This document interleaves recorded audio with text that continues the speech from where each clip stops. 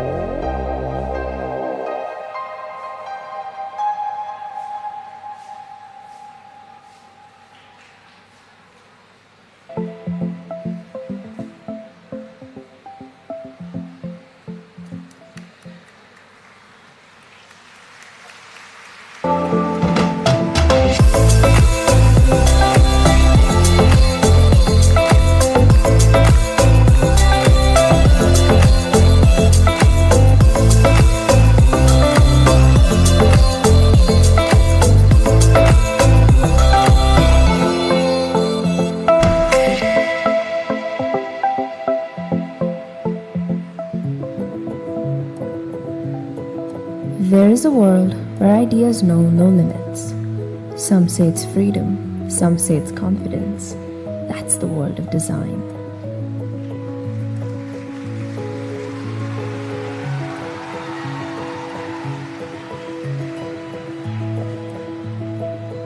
This limitless aspiration should be for everyone. The day we got to share this space, we saw minds coming together, eagerness buzzing through the air, and a thirst for wanting to do more.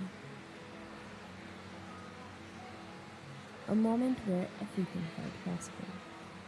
As smiles peered through, our hearts were humbled. We knew that this was just the beginning, fueling a dream, one child at a time.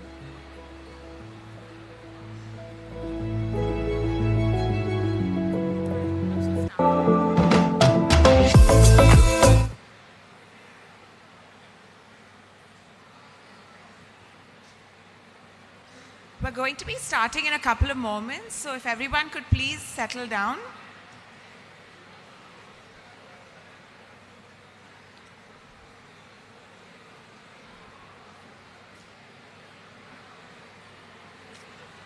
Good evening, everyone. I am Ritu Parna, the Program Coordinator for Bharat Unleashed. Today is a significant milestone in the journey of PES. We are honored to celebrate 50 years of PES, our golden jubilee, with the people who give it life. Our students, alumni, faculty, parents, and our distinguished guests. To herald our new beginning, I would like to introduce to you our two student MCs. Sai Deepak is a final year BTech student pursuing CS at PES University. He loves to keep himself up to date with India's emerging startup ecosystem, technology, geopolitics, and Formula One.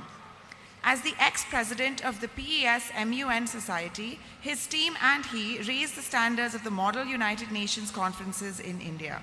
A budding entrepreneur, he finds comfort in solutions that merge people together with tech. Smriti, originating from Sanskrit, signifies memories or remembrance. Presently in her fourth year, Smriti is a computer science student at PES University, serving as the vice president of the PES Model United Nations Society for 2 years. Her interests span a diverse range, from delving into the political landscape of the network and expressing her viewpoints, to engaging in yoga, cycling, and being a coding geek. Over to you, Vibhav and Smriti.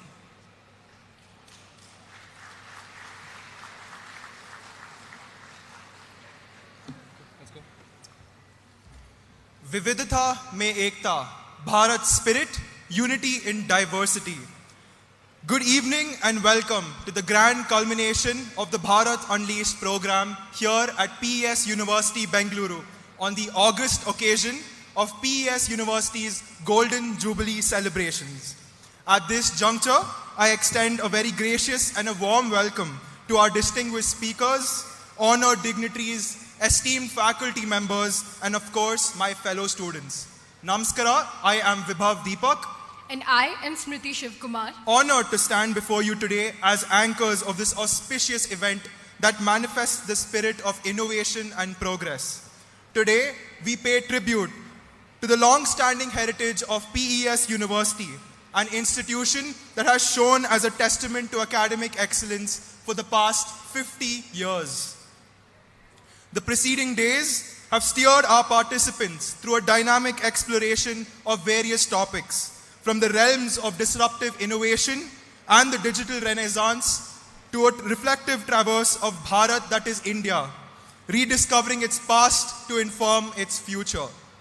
Today, we converge on the final leg of Bharat Unleashed, focusing on the young and growing entrepreneurial ecosystem of India. From Flipkart, which started out as a modest e-commerce venture in the founder's garage, to Ola, which absolutely revolutionized taxi booking services by aggregating drivers from all across the country. We live in an India that thrives, or is a thriving ecosystem for entrepreneurs. An evening to reflect on our cherished memories and celebrate the deep sense of belonging and purpose that PES University has cultivated amongst all of us.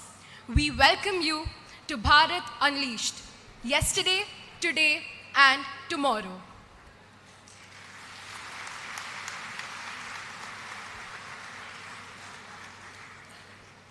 As we prepare to embark on this intellectually enlightening and transformative journey here at Bharat Unleashed, let us come together in harmony, guided by the melodic notes of Professor Arundhati Vasishta from the Department of Performing Arts. Without further ado, I invite Professor Arundhati Vasishta to the stage to render the invocation and help us commence this momentous event by seeking the blessings of the Almighty.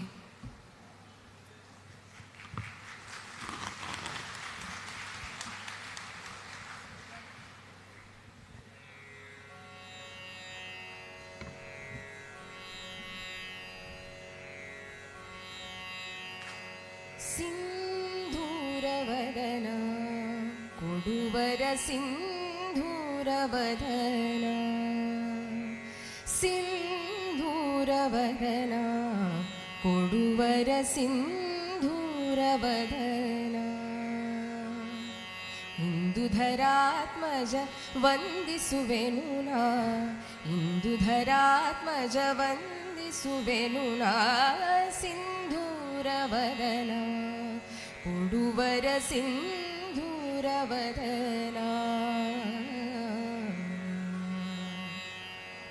मुदमुनिमता बुधिचंदिरा मुदमुनिमता बुधिचंदिरा बुधजन प्रसंगदि भवहरा मधुविरोधिय कथामृत श्रवणदि वोदगिसु मम सुज्ञान मनसये सिंधूरवदना कोडुवर सिंधूरवदना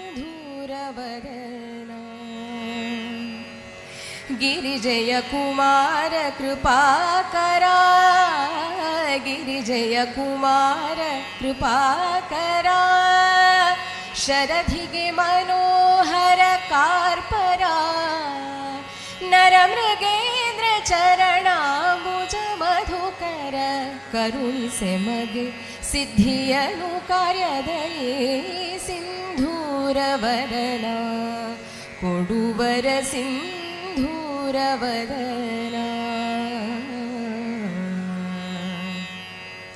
भजकर मनोरथ पूरका भजकर मनोरथ पूरका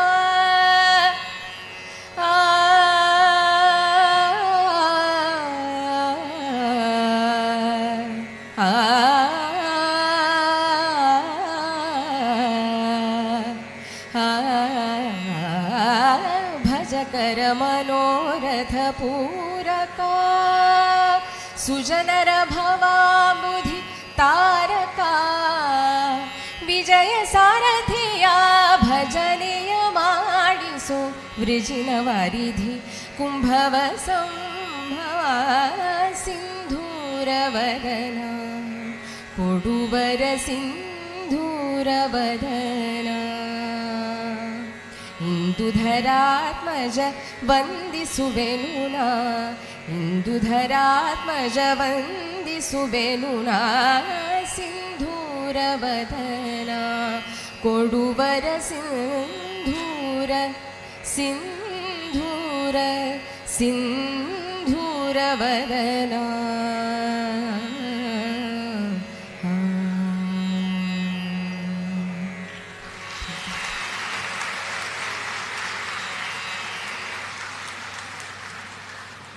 Thank you, ma'am, for that melodious rendition.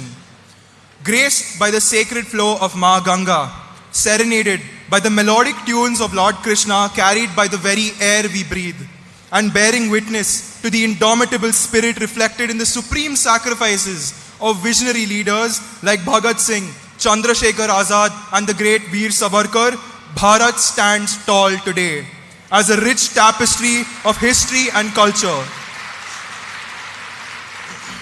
In the kaleidoscope of Bharat's diverse landscapes and cultures, we discover the harmonious interplay of unity in diversity.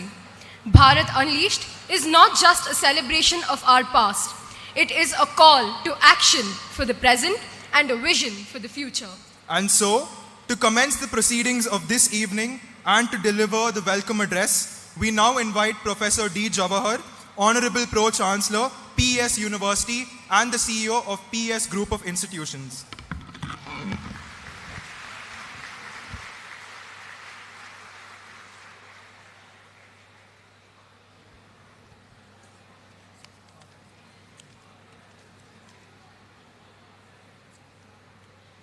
Namaskara.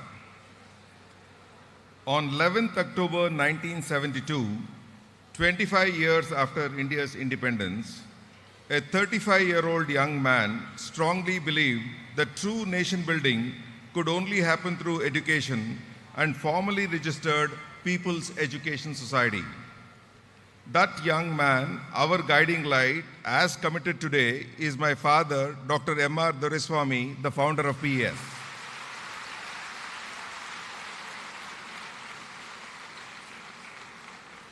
Distinguished speakers, members of the Board of Governors, members of People's Education Society, invitees, press and media, alumni, faculty colleagues, and my dear students, it's my pleasure to welcome you all to the Golden Jubilee celebrations of PES. Frugal means and ambitious dreams were energized by our founder's strong belief in Gandhiji's saying, "Find the purpose and the means will follow." PES started the first formal academic program with just 40 students in a rented gymnasium in 1973. Today, we have nearly 25,000 students studying in 40 disciplines across 6 campuses in Karnataka and Andhra Pradesh. The PES vision to enable our students to be professionally superior and ethically strong global workforce committed to the core values of perseverance, excellence, and service have been driving the execution strategies of all initiatives across PES. Our committed faculty and outstanding students, with their dedication and hard work, have done remarkably well across disciplines and continents. They have brought laurels and recognition to PES, which has propelled us to be recognized as a premier educational institution in India. Life at PES is about trying to push the bar a little bit more, constantly innovating and never standing still. Bharat Unleashed is the first of the many events that will celebrate the Golden Jubilee of PES this year. These events gives us an opportunity to reflect on our past and set the agenda for the next 25 years, the Amrit Kaal of India. This 1.2 million square feet state-of-art Golden Jubilee building is the first milestone in the next phase of the PES journey. The Speaker Conclave, Innovator Expo, Distinguished Alumni Award Function, and entertainment programs during the 4-day event is an ideal platform to interact with our stakeholders and get more clarity to our purpose. Today's Bharat Unleashed team, entrepreneurial ecosystem, accelerating the path to sustainability will be the key to India becoming a $30 trillion developed economy by 2047. For some of you who are here in this institution in the last 30 days, you wouldn't have believed that something like this would have been possible at all. This was a construction site practically with more than 2,000 workers who are engaged in getting this place in order. I would like to thank all those people who put their mind together to make sure that this will happen. And primarily the architect of this wonderful structure that you see internally in terms of the work that has got executed and designed is Professor Ajoy Kumar, our Chief Operating Officer.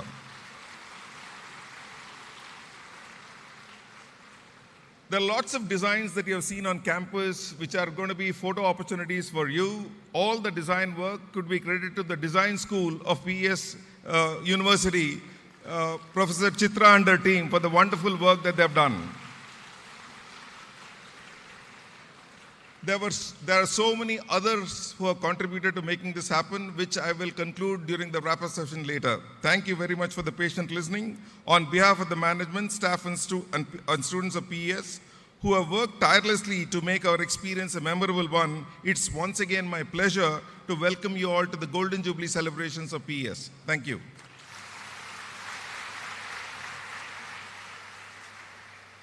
Thank you, sir. Your words have resonated with everyone here, creating a positive atmosphere for the rest of the evening. The theme of our day, entrepreneurial ecosystem, accelerating the path to sustainability. This seamlessly blends the imperative for pioneering business concepts to propel Bharat forward with the equally crucial goal of safeguarding our precious resources. As we explore this theme with individuals who are legends in their own right, we delve into the dynamic intersection of economic growth and environmental conservation. It prompts us to envision a future where innovation becomes the driving force for positive change, propelling Bharat towards sustainable development. As students of this university in a country with a thriving entrepreneurial ecosystem, we're not mere participants, we're catalysts, propelling the transformative journey, leveraging technology to redefine sustainability and cultivate a more interconnected and efficient business environment. Today's theme signifies a pivotal moment where entrepreneurial innovation reshapes sustainability paradigms. We delve into how Bharat, powered by disruptive entrepreneurship, envisions and reshapes its path to sustainability, seamlessly blending traditional values with modern approaches in a very fast-paced digital landscape. In the waves of change, we find our true calling. We are proud to introduce an individual who is an embodiment of the saying, your future is created by what you do today, not tomorrow. An engineer turned litigator, this individual has similar roots to us here at PES University. He graduated with a bachelor's in mechanical engineering from Anna University in 2006 and then went on to obtain his bachelor's degree in law from IIT Kharagpur in 2009. He currently practices as the arguing counsel before the Supreme Court of India and the High Court of Delhi.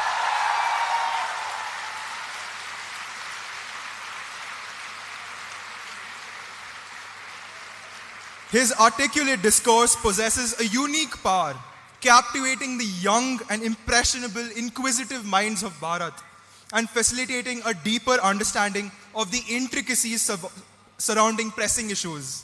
Notably, he has played a significant role in landmark cases such as the Sabrimala Ayappa temple case and the Sri Padmanabha Swami temple case, showcasing his profound legal acumen. A luminary in his own right, he extends his influence beyond the courtroom as an accomplished author.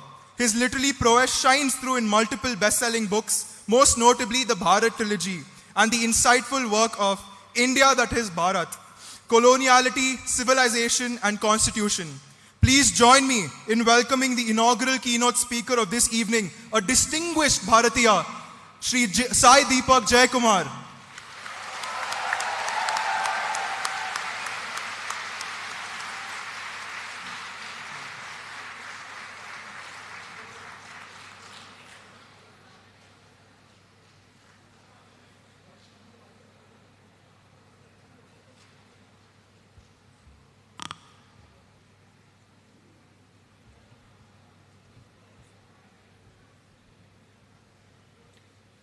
Namaste, Namaskara, and Namaskaram. Am I audible? Okay. So I'm grateful to the organizers for giving me an opportunity to engage with students on such a relevant topic. I'm grateful to the organizers for giving me the opportunity to share space with Ms. Sudha Murty, a legend, a living legend.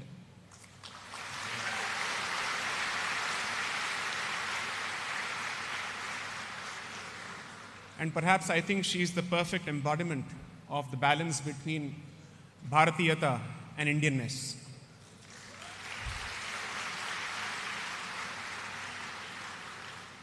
I wasn't aware of the journey of the founder of this institution, but frankly speaking, given what he's achieved, I think it's fantastic, it's stellar, and I think he himself is a huge role model for students here. And I don't say this because I've been invited, but I'm frankly astonished at what he has managed to accomplish in his lifetime. So congratulations.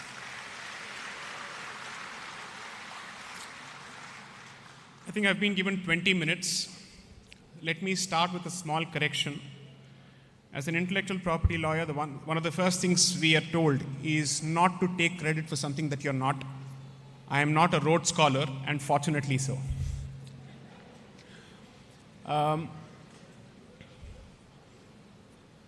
I can either spend the next 20 minutes trying to speak and sell my books further, or I can say something that is relevant to the theme of the event and something that may be personally relevant to your individual journeys. When we speak of Bharat Unleashed, when we constantly use the word Bharat these days as a fortunate substitute and synonym for India, and a better synonym in fact, and when we keep speaking of Amrit Kal as defining and animating the next quarter of a century, what does it exactly mean?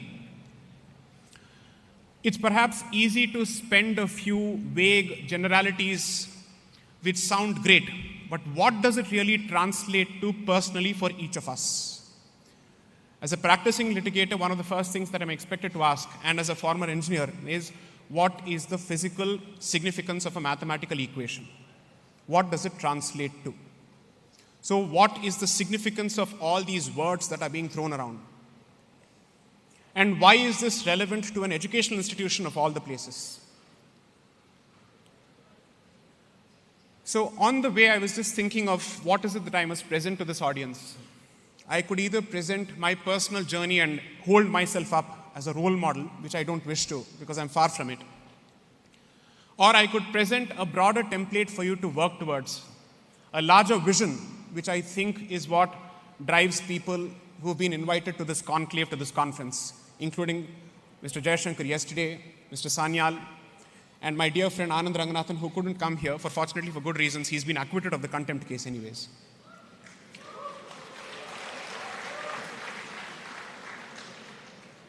When you speak of Bharat Unleashed, in my small, limited head, I think of 3 C's.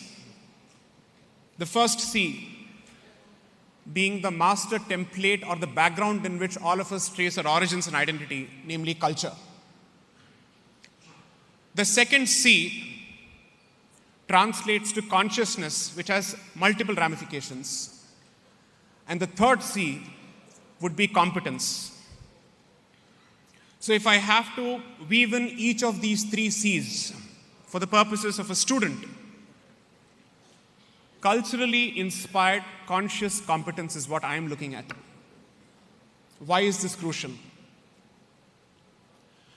When we speak of making the transition from India to Bharat, It is a transition from being a lookalike or a duplicate to something that is original.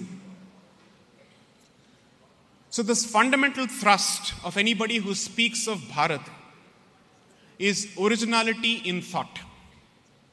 That is my thrust as far as my interpretation of Bharat goes. Now there are two ways of interpreting original. One is to reject everything that's foreign, or the alternative being, first draw from native thought as much as possible. And where you think foreign thought has contributed better to a particular subject or a particular issue, certainly be inspired by it, but also have the cultural consciousness to Indianize it, to indigenize it, without mechanically and, let's say, slavishly importing any particular idea.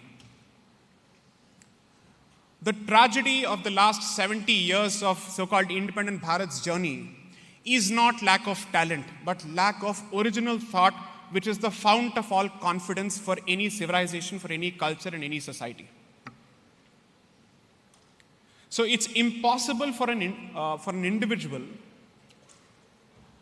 to think or assume that his individual confidence has got nothing to do with the confidence that the society enjoys and the very society that he comes from. You may be individually confident of your talent, so to speak, but when you represent a particular identity, especially a civilizational identity such as Bharatiya civilizational identity, you can't hope to have a certain identity or a certain confidence level which is completely independent of it, because the collective identity informs the individual identity and vice versa. Let's break this down for the engineering audience. What does this mean? If there is a certain problem which is commonly, which every civilization faces or which every society faces, what you bring to the table is not just your individual competence, but a certain pattern of thinking that is unique to the civilization that you come from.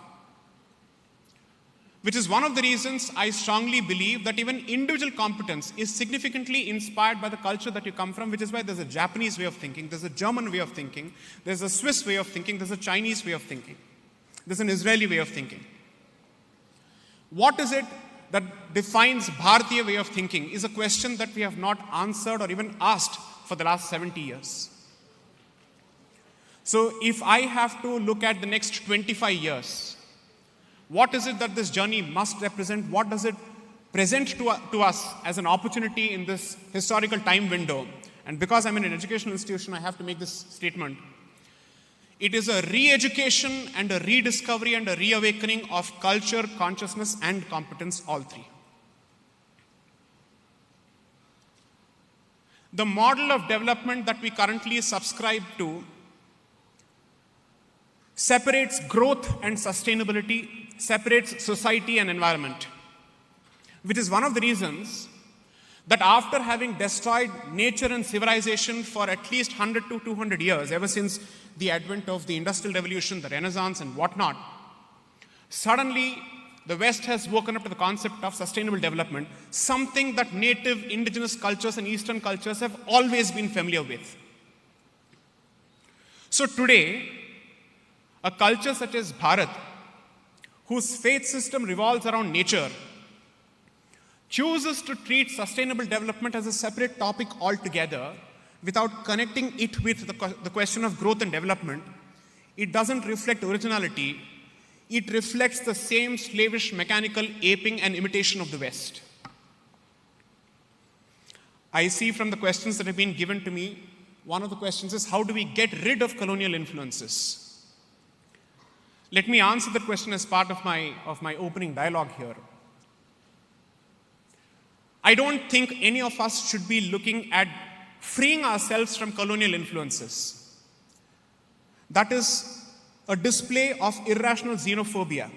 And if anybody thinks that is what I stand for or my message translates to, they're reading it wrong. I'm saying before you respect the rest of the world for the contributions that they have made to the pool of human thought, have the civilizational confidence to respect your community, your society, and your culture first. That's where I come from. Respect for the rest of the world is not mutually exclusive to respect for the self. I don't see this as a zero-sum game where one excludes the other or where one has to survive at the expense of the other.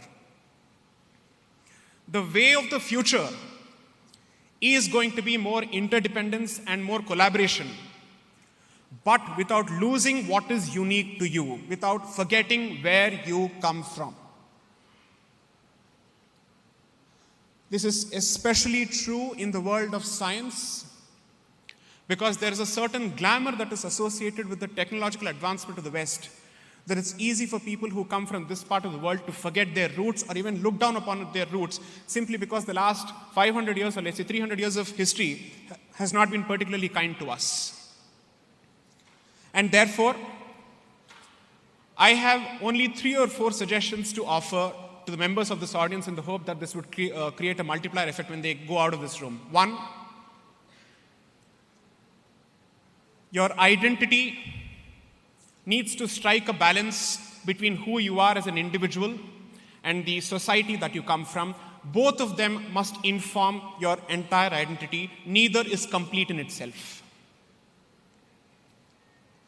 At a time when you're being constantly told that individual identity and individualism is the pinnacle of human civilization, those societies who have been governed by this thought process, their terminal decline is happening right in front of your eyes, simply because they are not in a position to regain that sense of community, which is crucial simply because it is a reality, it is a civilizational, evolutionary reality that a person or a human being or a man or a woman is a social animal. That sense of identity is being lost. So when you think of Bharat Unleashed, when you think of employability, when you think of sustainability, when you think of growth, when you think of entrepreneurship, the mistake that you will make is to look at them in compartments. They are all connected. Surely this city must stand testimony to the reality of what happens when development and blind development outpaces cultural heritage and respect for nature. Surely this state must have that consciousness because this is perhaps the greenest possible state which has all the blessings of nature. And you can see the devastating transition that is happening right in front of your eyes when the same growth model of Bangalore is visiting other cities such as Mysore and second-tier cities of Karnataka. This is perhaps that time in history when we are poised to go ahead and hire, when we are equally being given an opportunity to hit reset on certain fundamental questions on how do we define growth, how do we define development. Can there be growth and development which is completely oblivious to its impact on nature and environment? I am not a Luddite, I am not anti-technology, I am an engineer myself, I practice in intellectual property, so this is as commercial an area of practice as it can get. And I say that, and I say this with a lot of responsibility. You might have the competence to create a fantastic drilling or boring machine that destroys mountains, but if you lack the consciousness and the civilizational, let's say, conscience to ask whether I should destroy nature in the first place, your competence will come back to kill everything else that you hold dear. So that is an example of a situation where myopic competence prevails over larger questions which affect everybody else. I'm certainly not in the realm of speculation or hypothesis when I say that issues such as climate change, water availability, and so on and so forth are going to animate the discussions for the next 25 to 30 years. That coincides with the 25 years you hope to be the period when Bharat rises again. So especially at a time when history is providing you with an opportunity to revive your roots and reclaim your lost glory, you're also going to be faced with those challenges which are crucial and which are existential. So you need to have answers to both.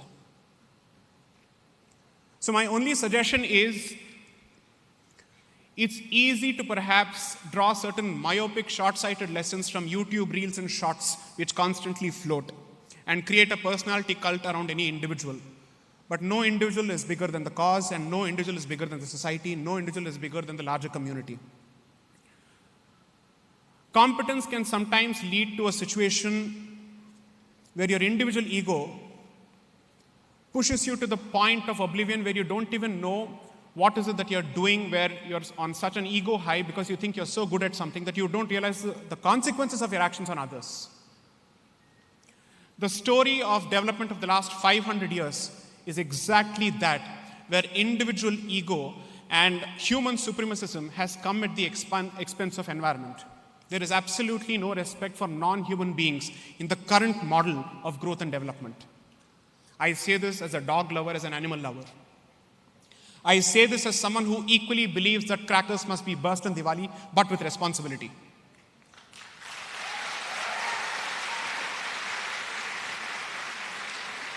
I am not anti-science. I am not anti-progress. I am not anti-development. But I think it's important to learn certain important lessons. And the best part of being a Bharatiya is that you don't need to learn these lessons from the West. Your culture, your civilization has always respected Prakriti because there is no dharma without Prakriti.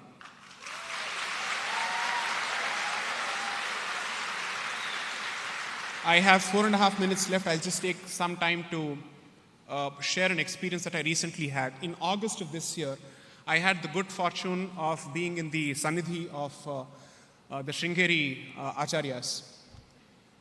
And there I also happened to visit the research center called the Advaita Research Center, ARC. I'm dropping names simply because you know that this is not some taxi driver story that a journalist created to push a political propaganda. These are real stories. So as part of my visit to that center, I came across a young scholar who basically hails from Andhra Pradesh, unfortunately divided Andhra Pradesh, who was sporting the shikha, the sacred tuft of hair, spoke perhaps in crisp English, was wearing the traditional attire, was a qualified or is a qualified aerospace engineer from the United States, who's grown up in the United States, has given up all of that to pursue Indic research in Sringeri. And his area of research happens to be principles of environmentalism that can be culled out from Arthashastra. His name, I think, is Lalitaditya. Fantastic name. Of the Karkota dynasty of Kashmir. That's where the name comes from.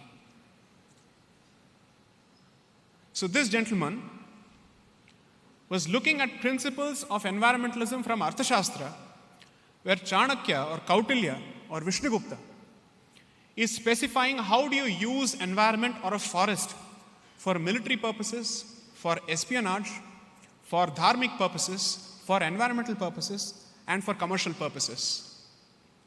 One of the prescriptions, and perhaps an inbuilt prescription or a prohibition, is that you will not destroy an existing forest for commercial purposes. You must create a forest for it to be used for commercial purposes. So you must buy land, create a forest, so that you know what is the pain it takes to create a forest in the first place, the time that is consumed, before you fell a tree with quickening ease. That is the lesson that Chanakya teaches. There are enough and more principles to draw from. Why is it that it's important for you to know this about your culture? Because each time a so-called new idea presents itself, the person who receives that new idea is not only surprised or is not only expressing awe at that particular idea, he thinks, oh, the culture this idea has come from must be a superior culture to mine. That is the subconscious train of thought that goes on in people's heads, fortunately or unfortunately so. So when people realize that this is the height of thought that this civilization has produced, is capable of producing, and the gods willing in plural will continue to be capable of producing, I think it does a lot to your confidence as an individual. So my request to you is, as much as you pursue your career as an engineer, I say this as an engineer who's transitioned to perhaps as humanitarian a subject as possible, which is law. Do not see engineering and humanities and the arts in silos. A lot of people who come from the science stream have a certain ego where they look down upon people who come from the liberal arts. Remember, you work, but policy will always be set by people who are from the humanities. So you will earn But the person who decides how you shall spend and how much you shall spend will not be a person who's from your stream. So respect that area and find a way. And my suggestion to this institution, which has done so much, is to find a way to destroy these walls which separate multiple areas as if they are meant to be learnt in compartments. Since we speak of Bharat Unleashed, the way of the future is to have people who are as competent when it comes to culture as they are in engineering, and who are equally qualified. So perhaps the way of the future is offering multiple majors in what seems like diametrically opposite areas of specialization. That is the only way you create a mind that has more humility, that understands it doesn't know everything, and is open to ideas from everybody else. Vande Mataram, Jai Hind.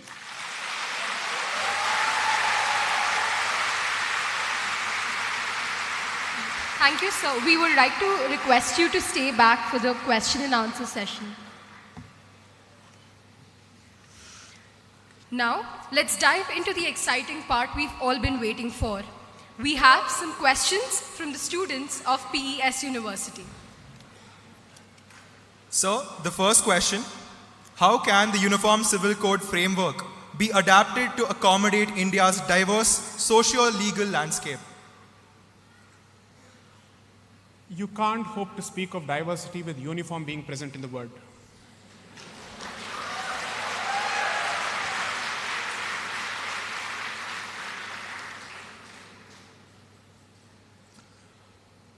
I say this as someone whose ideological inclinations and proclivities are out in the public domain. Nothing is hidden. But understanding the somber and the sober nature of the environment and the platform, I'll try and keep this as less controversial as possible. Contrary to my nature. One, as long as this conversation happens for the sake of political tokenage and symbolism, I think this conversation will be a truncated, moth-eaten conversation, to put it in the language of Muhammad Ali Jinnah. That was his word for Pakistan when it was given to him in Dole. You need a much more informed societal conversation before you embark upon the concept of a uniform civil code. And I say this as a proud Sanatani.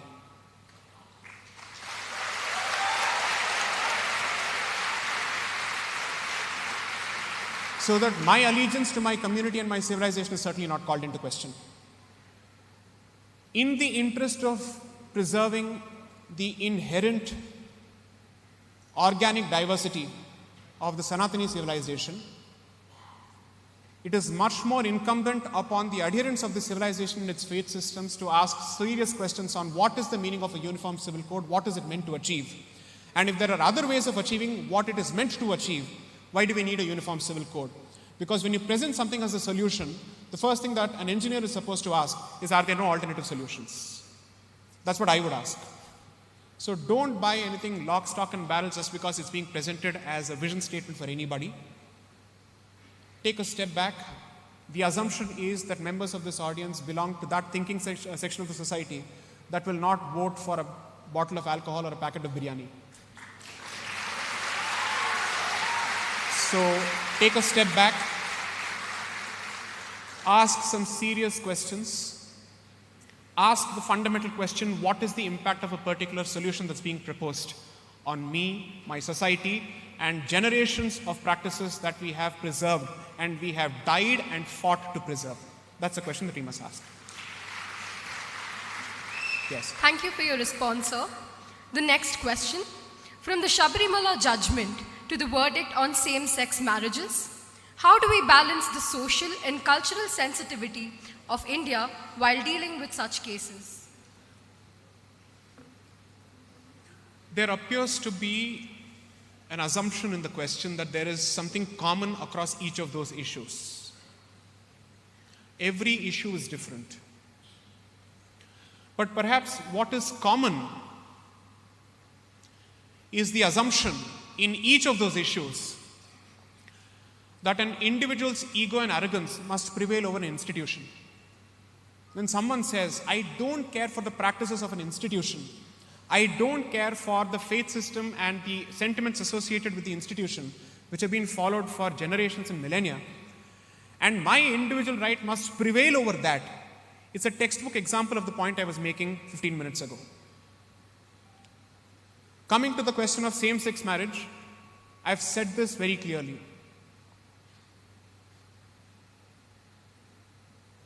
The concept of a Tritiya Prakriti is something that Hindu civilization and Hindu thought has always recognized. And it has asked itself a few hard questions. I need to do justice to somebody's right to exist and to exist with dignity. And I also need to ensure that the institution which is meant for continuity of civilization, namely the family, remains unaffected. So how do I strike a balance between both? It's easy to ask a question which requires you to take a binary position. It's much more difficult to actually take a position which is more balanced. I genuinely believe that a balance can be struck between both these positions and both these expectations, provided this conversation happens in the heart of the society and not before 5 people who represent a particular institution with absolutely no societal inputs. So my fundamental position before the court, which was the position before the proceedings began and after, has always been, I think the question of dignity and the question of respect is a non-negotiable. But from there, where does it go, is a question for the parliament to ask, because it represents the will of the people. You cannot expect an unelected body, and you should not allow an unelected body to answer these questions, because that would be in violation of the constitution, and it also takes away the fundamental right of the society to participate in the discussion. When 5 people take the decision without any input from the society, you have to ask yourself the larger question: what does it do to the concept of democracy on such an important societal, familial, and let's say civilizational question? Unfortunately, mainstream media doesn't have patience for these nuances, so every position is typically painted in a 0 or 1 fashion, which it is never. Next. Thank you for your response, sir. Just so that the audience knows, I got the questions only once the program began. This is not a scripted interview. Yeah. Yep. Yeah. Yes. Coming to the next question. Speaking of men's rights on the horizon, when can we expect a national commission for men addressing their specific concerns?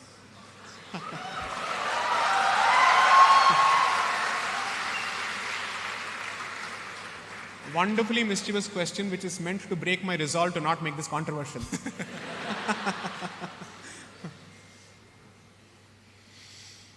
I would rather ask, when would we arrive at a situation when we don't have a national commission for women?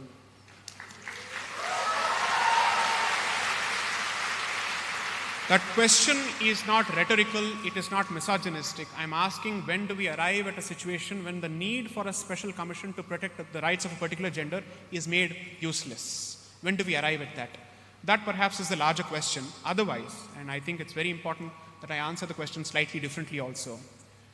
When genders fight for supremacy, frankly, it is the society that is the first casualty, because it is a race to competitive victimhood, which is always a race to the bottom. Because you're fighting for who is the bigger victim. When the fact of the matter is, the bigger victim will always be the familial institution when genders fight. Next. Considering the next question was already answered in your keynote speech, we'll be moving on. Right to publicity versus right to personality. What's your take on providing protection to personality rights of copyright in India? It's a question that is too specific for the nature of this event. It goes back to my home turf, which is intellectual property rights. I'm giving you an opportunity to ask a question which is broader. So rephrase the question or ask another question, I'll wait for it. Because this question doesn't take the conversation forward. This is going in one track, it's a separate track altogether. All right. Thank you, sir. We'll move on to the last question. Yes. A strong foundation for a stronger India. What should be the role of institutions such as PES University in promoting legal education in India? I was on the way to the institution here. I had a conversation with Shailashri madam on my limited suggestions on legal education. I'll answer the question, the larger question of education, and then come to legal education. I'll just take 2 minutes. I think that's the time I have. 1, the fight for Bharat's soul is fundamentally a fight for education. The battleground is education, because that is where minds are shaped, hearts are forged. and perhaps I can make this statement, which is people are not taught, they're indoctrinated.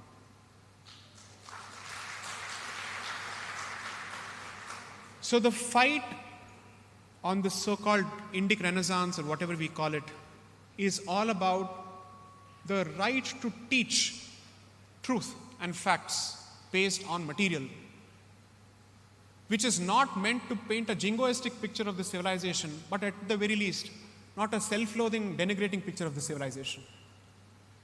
So that is the larger battle, and I hope institutions such as the PES, who happen to be fortunately located in this great state of Karnataka, with all the blessings of the divine which have been showered on this state, on this people, take upon themselves the duty and the responsibility of contributing confidently to this conversation. Because allow me to say this, diplomacy in such conversations will not work. Because these are conversations which are do or die. They make or mar the future. And I don't see the point in mincing words when it comes to such a crucial issue. Now, coming to the question of legal education, as self-defeating as it sounds as a practicing litigator, one,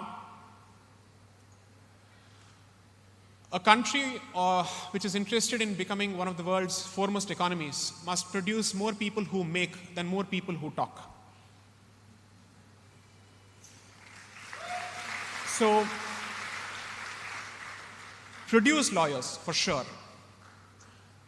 Produce quality lawyers as opposed to quantity lawyers. That's one. Two,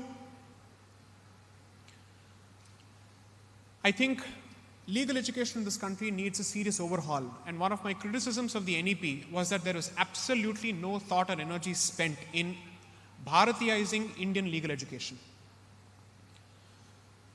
Hindu legal philosophy, so to speak, is limited only to succession and Hindu law. It does not feature anywhere as part of our education on political systems and political thought. Law is the last mile, political thought is the first mile, and the first mile is nowhere covered as part of Indian legal education. So, I would genuinely hope that as opposed to teaching Western content in Indian languages or Bharatiya languages, we start with teaching Bharatiya content in Bharatiya, or let's say Western languages, and then move to teaching Bharatiya content in Bharatiya languages. I understand it's a long shot, but if you're aiming, you might as well aim high. Thank you. Thank you so much, sir, Thank you. for such a thought-provoking and lively interaction. On behalf of PES University, please accept this token of our appreciation and gratitude.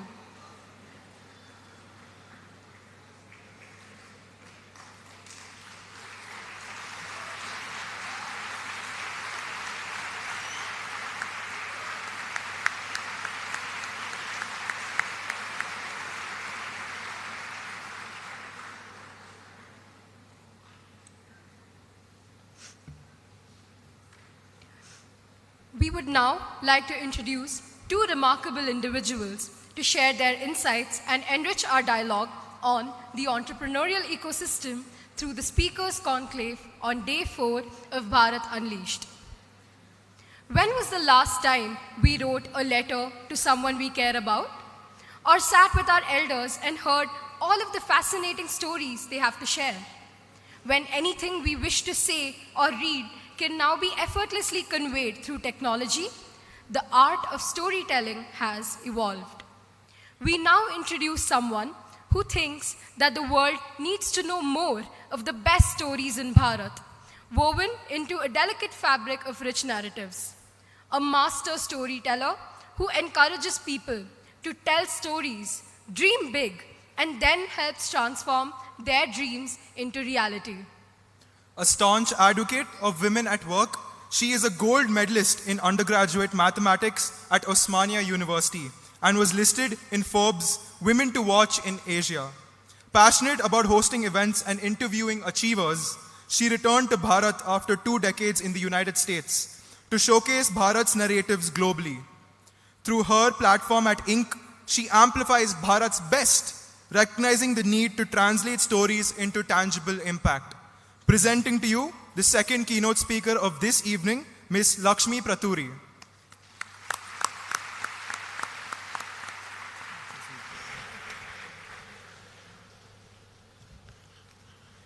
Good evening, everybody. So, allow me to start with a story, okay? If you know it already, just pretend you don't know it. This is a story of a child who goes to the zoo and they see an elephant there. And the elephant is beautiful, huge, everything, looking very sad, you know. But it's tied to the post with a very thin chain and, the fence is only this big. So the child asks the parent, why is the elephant so sad? And the parent says, see the forest out there? The elephant really wants to be there. It doesn't want to be in the zoo. So the child says, but why can't the elephant go there? All it needs to do is move its head. The chain is not that thick. The fence is not that high. So why doesn't it just go? The parent says, when the elephant first came here, it was very small. And the chain was this thick, and the fence was this high. It tried it for 1 day, 2 days, 3 days, 4 days, 5 days, 6 days, 7 days, 8 days, 9 days, 10 days, just gave up. It didn't realize how big it has become.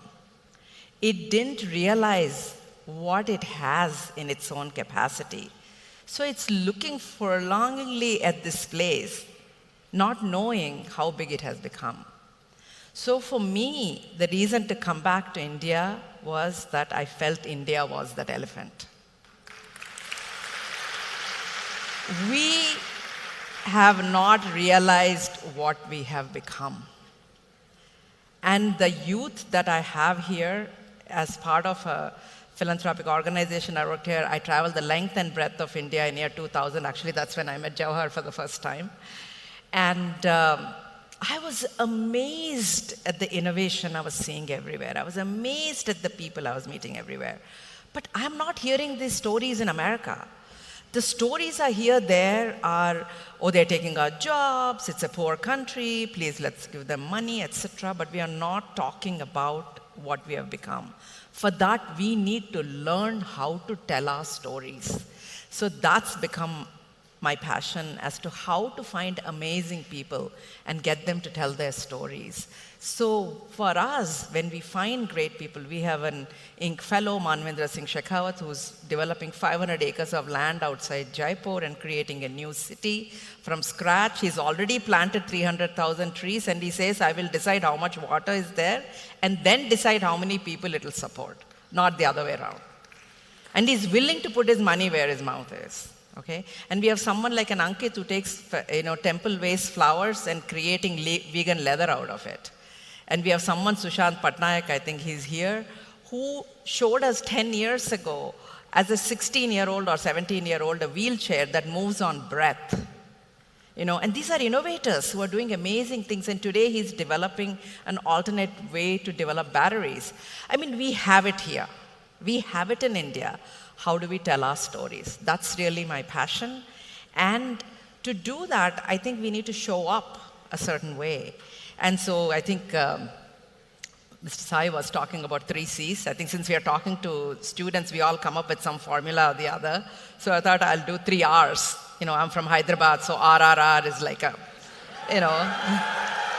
it's a thing for us, So I thought the first R for me is reclaim. We need to reclaim who we are. Everywhere I go, I talk all over the world, I wear a sari, and I go and I tell them I will not stand behind the podium because you can't see my sari. So, I say some handloom worker has worked their life making this, and I want you all to see what it looks like. So I think we need to reclaim what we are, and I think Mr. Sai said very clearly, it doesn't mean we don't learn from someone else. But we don't need to stop being who we are. How do you make this balance? So my personal passion is best of India to the rest of the world, best of the rest of the world to India. So as students, my request to you is it doesn't matter what job you take. It doesn't matter what you do. But whatever you do, do it so well that everybody wants you. Do it fantastically. Learn everything you can. I worked for 12 years at Intel. And I had 8 different jobs, and I learned something new from scratch every time. So be greedy about it. So reclaim who you are. The second R for me is about reincarnation. And in our philosophy, reincarnation is we wait till we are die and then something happens, who knows. I believe in reincarnating in the same life. Finish one thing, die completely, and start something new. Reincarnate as many times as possible. All of you are in your 20s. Well, people sitting at the back, all the people in the front may be not the same. But when you're in your 20s, you have at least 60 years of working life. You know, have at least 10 different careers where you learn something from it. So be experimenting, but learn. Don't jump from one thing to the other every 2 months. Really learn. So second thing is about reincarnation. And the third thing I want to say is responsibility. I think we have a responsibility to ourselves and to the community. I would suggest focus on yourself first. Because even in the aeroplane, they tell you, put your oxygen mask first before you help anybody else, okay? So travel within yourself. Find who you are. Be comfortable with who you are. Don't follow somebody else's idea of success. I have never done that. And so there is a price you'll pay for it. Everybody else will say, what are you doing? Why don't you go get a job? Whatever it is. But don't just become an entrepreneur because that's the rage right now. You can learn a lot from a large company. What you need to learn is an entrepreneurial spirit with whatever you're doing. Give you 150%. So these are my 3 R's. And I want to end by saying that there's a quote that drives me. It's amazing how when you hear something, you feel that your purpose reveals, and that's why stories are great, because they inspire you. So I'll tell you 2 things. One quote is an African proverb that says that unless the lions start telling their stories, the stories will always be of the hunter. You learn to tell your story. No one else will give you that stage. Be the lion. Don't let the hunter tell your story, okay? And the second thing is a quote I heard that says, life ought not to be measured by the number of breaths we take, but by the number of moments that take our breath away. You know, if that is true, let's all be greedy about the number of moments we collect, number of breathtaking moments we collect. And that's what we call billionaires of moments. And that's what we respect, that's what we look for, that's what we celebrate. And that's what excites me in India, is we have a lot of billionaires of moments. So let's redefine the definition of success. And I'm super, super excited. I know you're going to have the official introduction that I get to chat with a billionaire of moments pretty soon. So thank you for your time.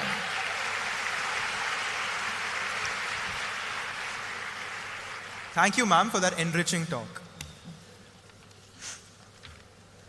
Nothing brings people together like good food.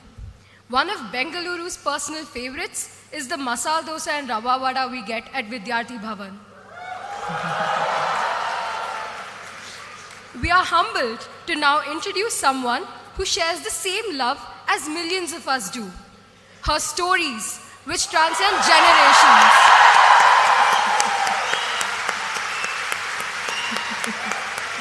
They are feats many of us cherish right from childhood.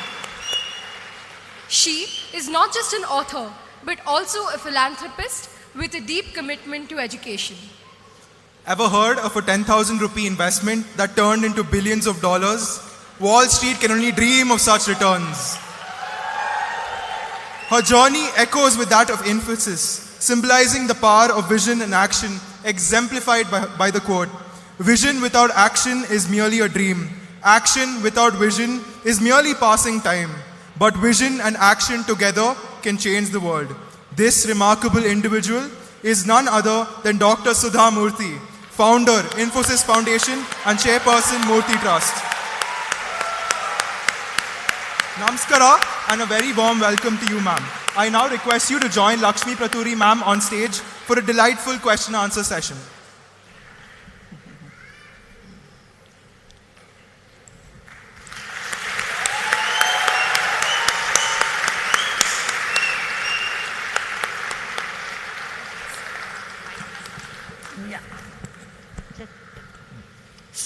I think you can see by the response that people are really, really looking forward to hearing from you.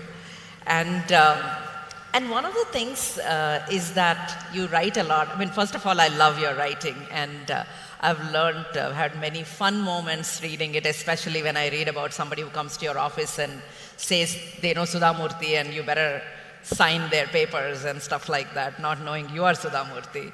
So it's wonderful to read about your things. And you also wrote about your life as an engineer. At the beginning of your career, and the interactions you had with Mr. Tata, etc. But how, I mean, you've been a girl, only woman, actually, a minority woman in the college, etc. So how was it for you? Tell us a little bit about what was it that helped you be whoever you could be, even though there were very few women, and what do you think we should do for gender parity at workplace today? ಎಲ್ಲರಿಗೂ ನಮಸ್ಕಾರ.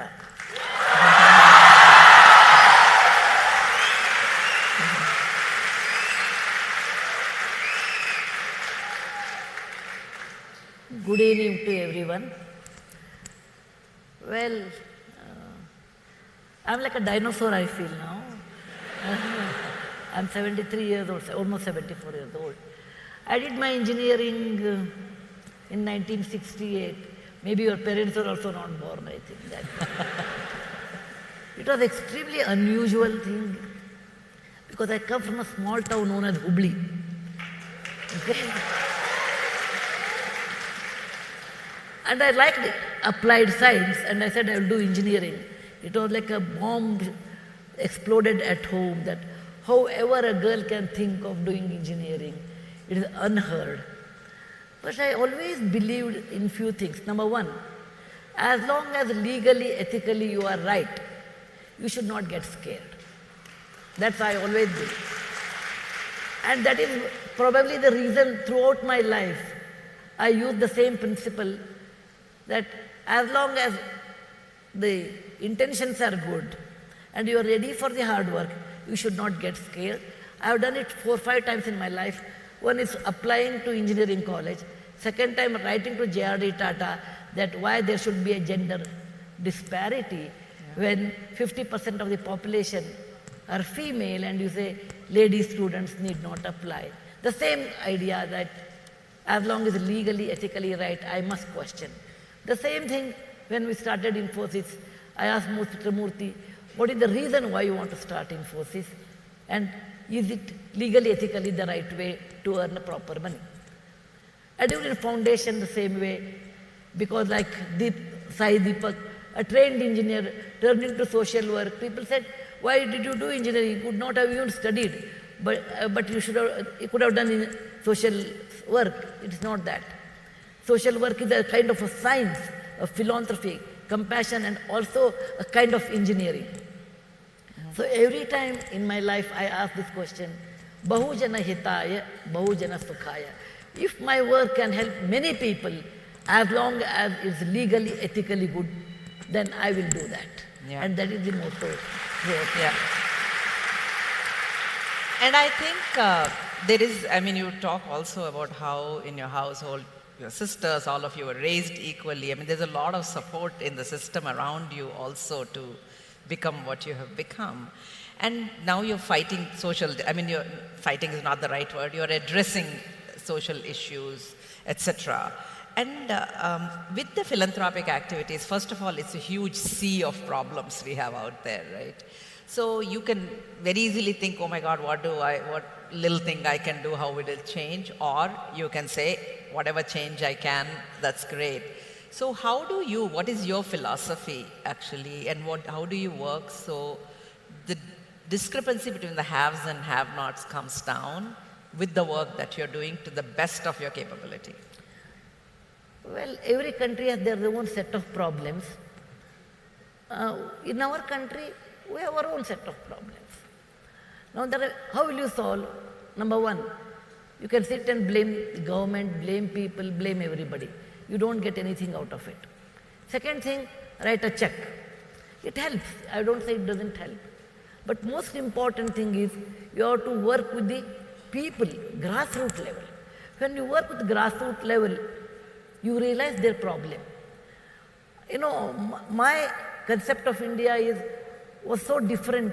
In 1996, I thought India has so many states, so many languages, so much of software export, so much of Bollywood, etc. But I started working with the poorest of the poor. I realized their aspirations, their difficulties, and what they want, and which is the area we have to address. And that, you know, it's not possible to solve all the problems, but at least let me do it little bit, whatever I can do. I always believe you cannot empty a lake in a day, but if everybody takes one pot of water, over a period of time you can empty. And that's the reason my pot of water, I took it from the problems. That is, it is education, helping the rural area, people, handling the national disasters, working with the sex workers. Name a thing, I think, in my area I have done that. That is because I worked with the poorest of the poor people. And what they require is so different than policy makers. So try to understand what they require, in what way we can help. My concept of a great Bharat, India, what I will be very happy, or this is my wish list, is every child in our country should have 3 times a day meal, breakfast, lunch, dinner. They should have 3 sets of clothes. They should have good communication, English and mother tongue, both equally good. And they should have one skill which can get them economic freedom. I will be happy. That is only wish list I have. Yeah.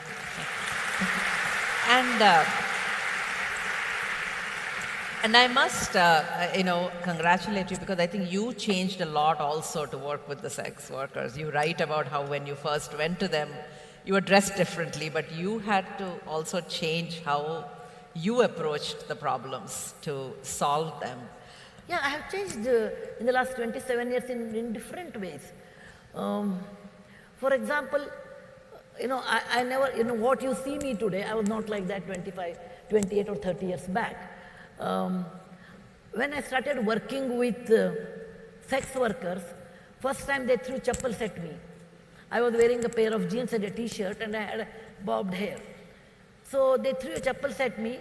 Second time I went to the pen and paper to write their problems. They threw rotten tomatoes at me. I came back home and I cried and I told my father, I want to work with them and they do like this. He said, you got a promotion, chappal to tomato. Okay. Then he told me, if you want to work with the poor people, please, they should identify you with them. You all should be in the same line. The way you dress, the way you talk, the way you eat. If you are so different, then they will not open up with you. So then I realized I should grow my hair and I should always wear the traditional dress. Then it became part of my life. I really don't worry about those things. But it started by that day that I should be like a common person to solve the common man's problem. For me, it does not matter what brand, there's no brand for me, absolutely no brand. A watch is the one who shows the time, a vehicle is the one which has 4 wheels, okay, food is the one which can, vegetarian meal in my case, fills my stomach. And more than that, I really don't worry about that.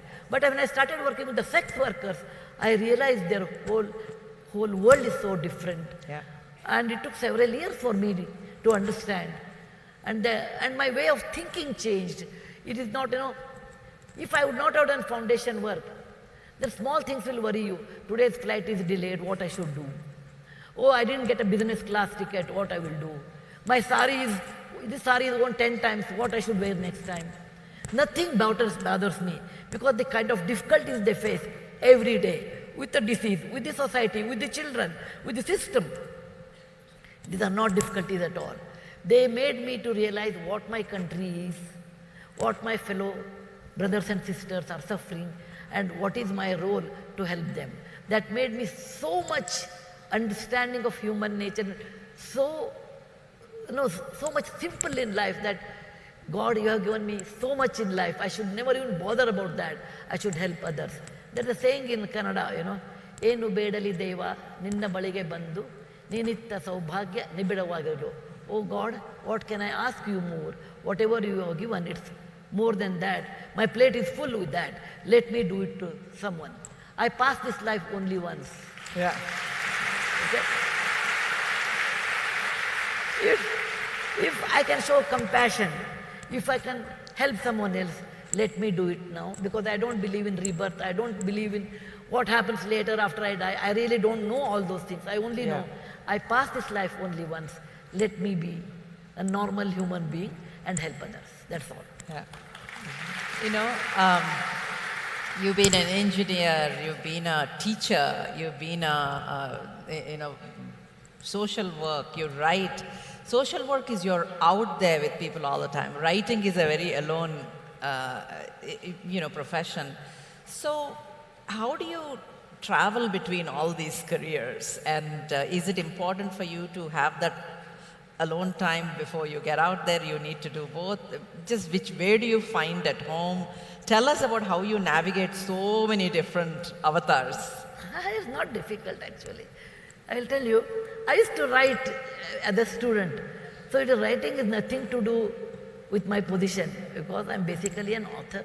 I used to write in school, college.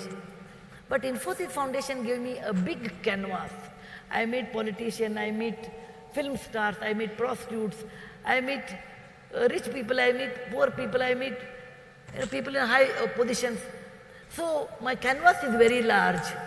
And being an author, with that experience, I can write better. This is one. I come from a teacher's family. My father was a professor and a doctor in a medical college. My mother was a school teacher. My grandfather was a high school teacher in history. And I'm married into a teacher's family. Only Narayan Murthy has run business. Otherwise, my father-in-law was a school teacher. So, I come from a teaching family. And my DNA is always teaching. I enjoy teaching. Actually, it is one of the finest professions I feel is teaching, Okay. Once Narayan Murthy asked me, "You're always happy, whereas I'm not that happy, tell me the reason." I said, "Yes, you meet all big people in the world, but ultimately you always think of what is plus, what is minus to your company, where you get profit, where it will be loss. Whereas I am a teacher, I meet students, and their happiness is contagious.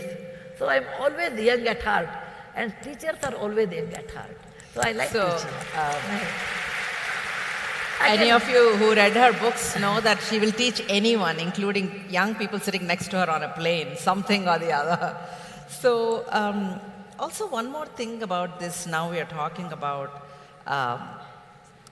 we need to be confident enough to stand out there and yet have the humility to accept whatever comes our way. And we have to balance this constantly.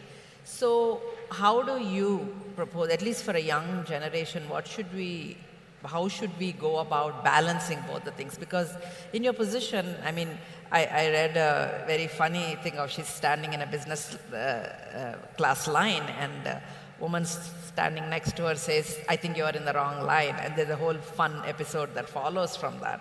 So you get that all the time when, in general in the world. But you need to stand your ground, but at the same time have the humility. So how do you balance the two?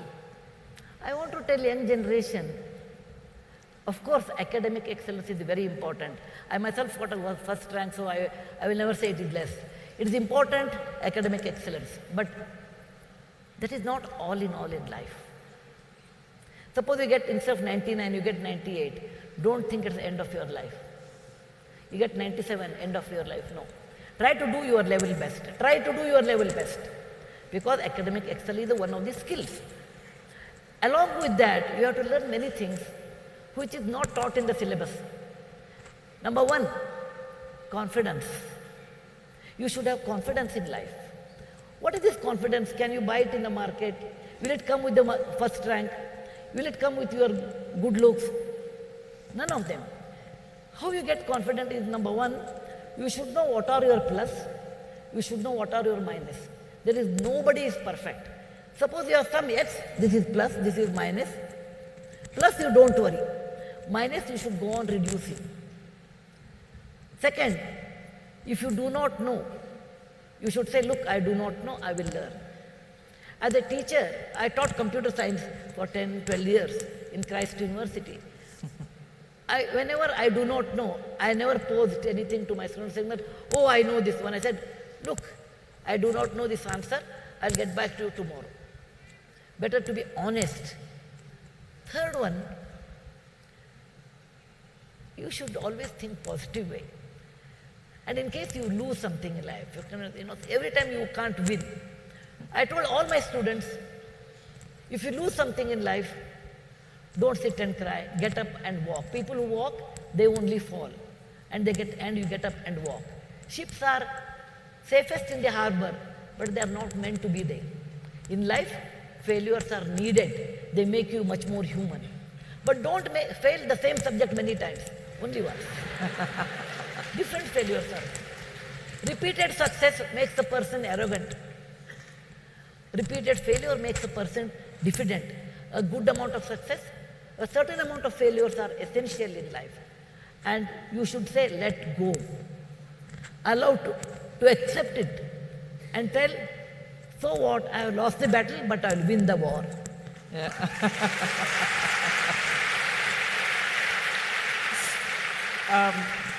I want to tell organizers, being a teacher, I might talk, and looking at all students, I might talk next 45 minutes until the next bell rings. Please let me know when my time is up, otherwise I will not. No, I'm watching the clock there. Okay. I only 3 minutes. I make sure we are on time. So, one of the things today is we are in this post-COVID world where everybody was working from home and, all this, I will just, and there's also gig works, all these going on. In the midst of it, we are also talking about 70-hour work weeks. What is the balance between the two for us to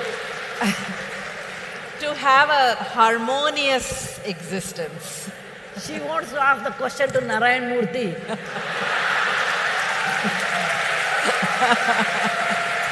I thought I might have some inside information. But Narayan Murthy is not there, his better half is here. So it is not 70 hours, it's 35 hours. Okay. Can't be serious all the time, right? I will tell you, I love hard work. And in my life I have seen Narayan Murthy, son of a school teacher with no money, no connection, no political background, ordinary software engineer, could build a great company like Infosys. How could he build? There is no magic wand, Cinderella kind, you touch and next day Infosys is there. It is 90 hours a week he has worked. And that I have seen. Yeah.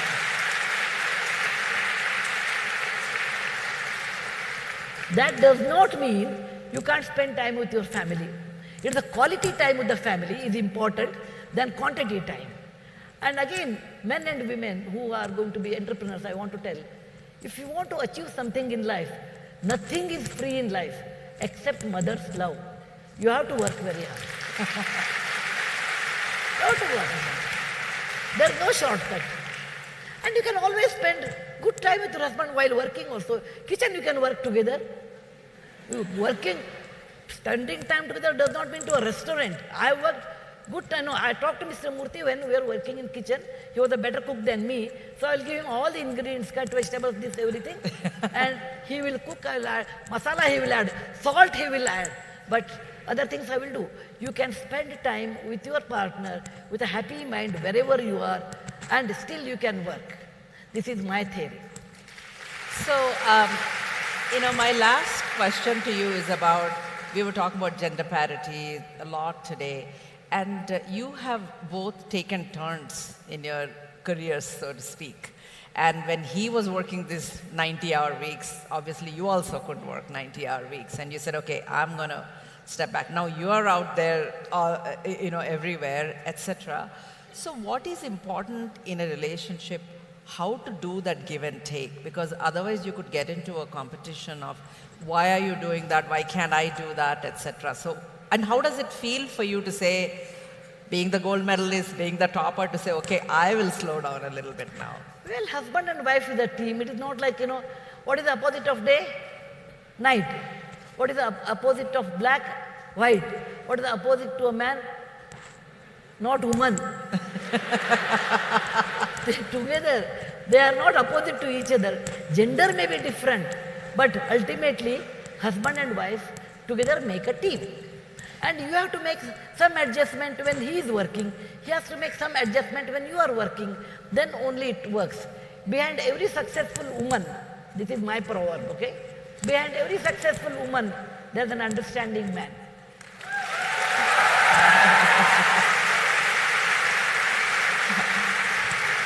I think behind every successful person, I agree with you that I think, I just want to wrap up by saying that I've seen how much your father has been a support for you to shape to who you are. And I think if we can coexist, I have only one suggestion to all of you young people. You're in college, and the reason I asked the last question is that I really believe your life will make or break depending on who you choose to marry. So don't waste your college time worrying about love and all that kinds of stuff. Enjoy when you're here, but be thoughtful it's not a chemistry decision, it's a little bit of a thoughtful decision. And I wanted to bring it up because I've been a great fan of not just, between Narayan Murthy and Sudha, between Nandan and Rohini, between Kumari and Shibulal. I mean, the whole families have taken turns to create something that's really the pride of India. And I think Infosys is as much all of yours as it is theirs. So thanks for giving us a great thing, and thanks to all of you.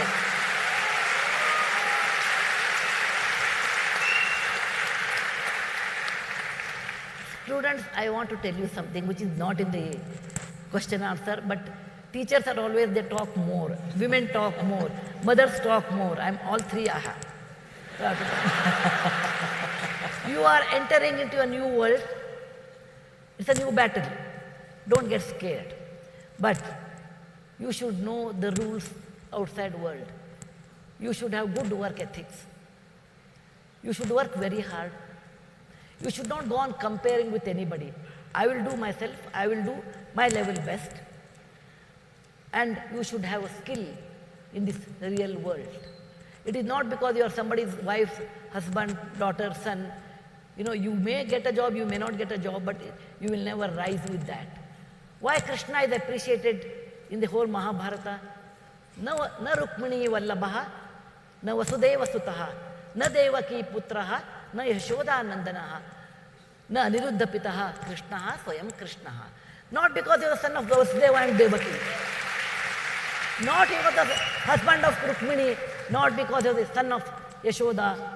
Krishna himself was Krishna, because everybody should have their own value system, their own ethics, their own capacity, and that makes you what you are, not by anything else. Your skill, communication and working skill, good work ethics and confidence, and what you are is most important than what others think of you. Be yourself, be proud you are an Indian, be proud you are a Bharatiya, be proud of your roots, and let God give you wings so that you can fly around the world, and like a drone you can see everything, come back home. Thank you very much. Shubhaste Panthan.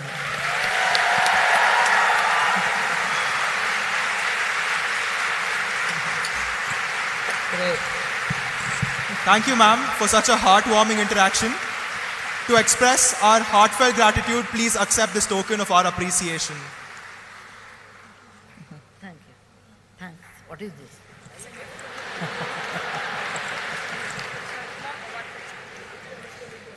Definitely you have given me.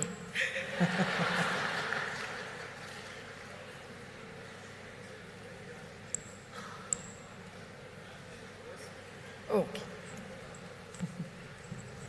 What's your name? Smriti. Smriti. Thanks, Smriti. Thank you.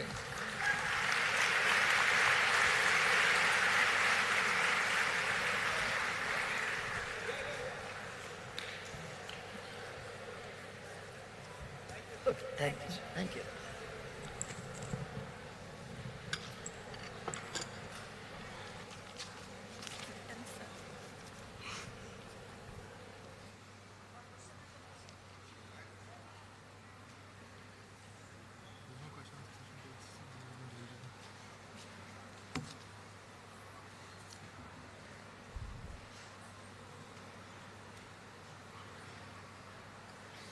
The youth of a nation are the trustees of posterity. Delving into the extraordinary minds of today's young trailblazers, we are excited to call upon one such individual with so many inspiring stories to share. Anulika Dub is a media and technology entrepreneur. She started Wishberry, Bharat's first crowdfunding platform for creative artists. Wishberry helped over 600 creative artists fundraise over rupees 26 crore through philanthropy and equity capital. We request the audience to please chime down. This ex-McKinsey analyst is fascinated by the concept of crowdfunding and wished to pioneer the concept in India for creative artists. She made a strong decision and left her job in the States, but stuck by her decision till she eventually achieved and succeeded in what she wanted through Wishberry. Anulika has also launched the Writers Inc. Institute and serves as its executive director, India's premier skill building initiative for upcoming writers, incubated and supported by the Inc. Global Foundation and the Ford Foundation. We kindly request the audience to maintain decorum, as we would now like to call upon Ms. Anulika Dub for the Young Innovator Talk. A very warm welcome to you, ma'am.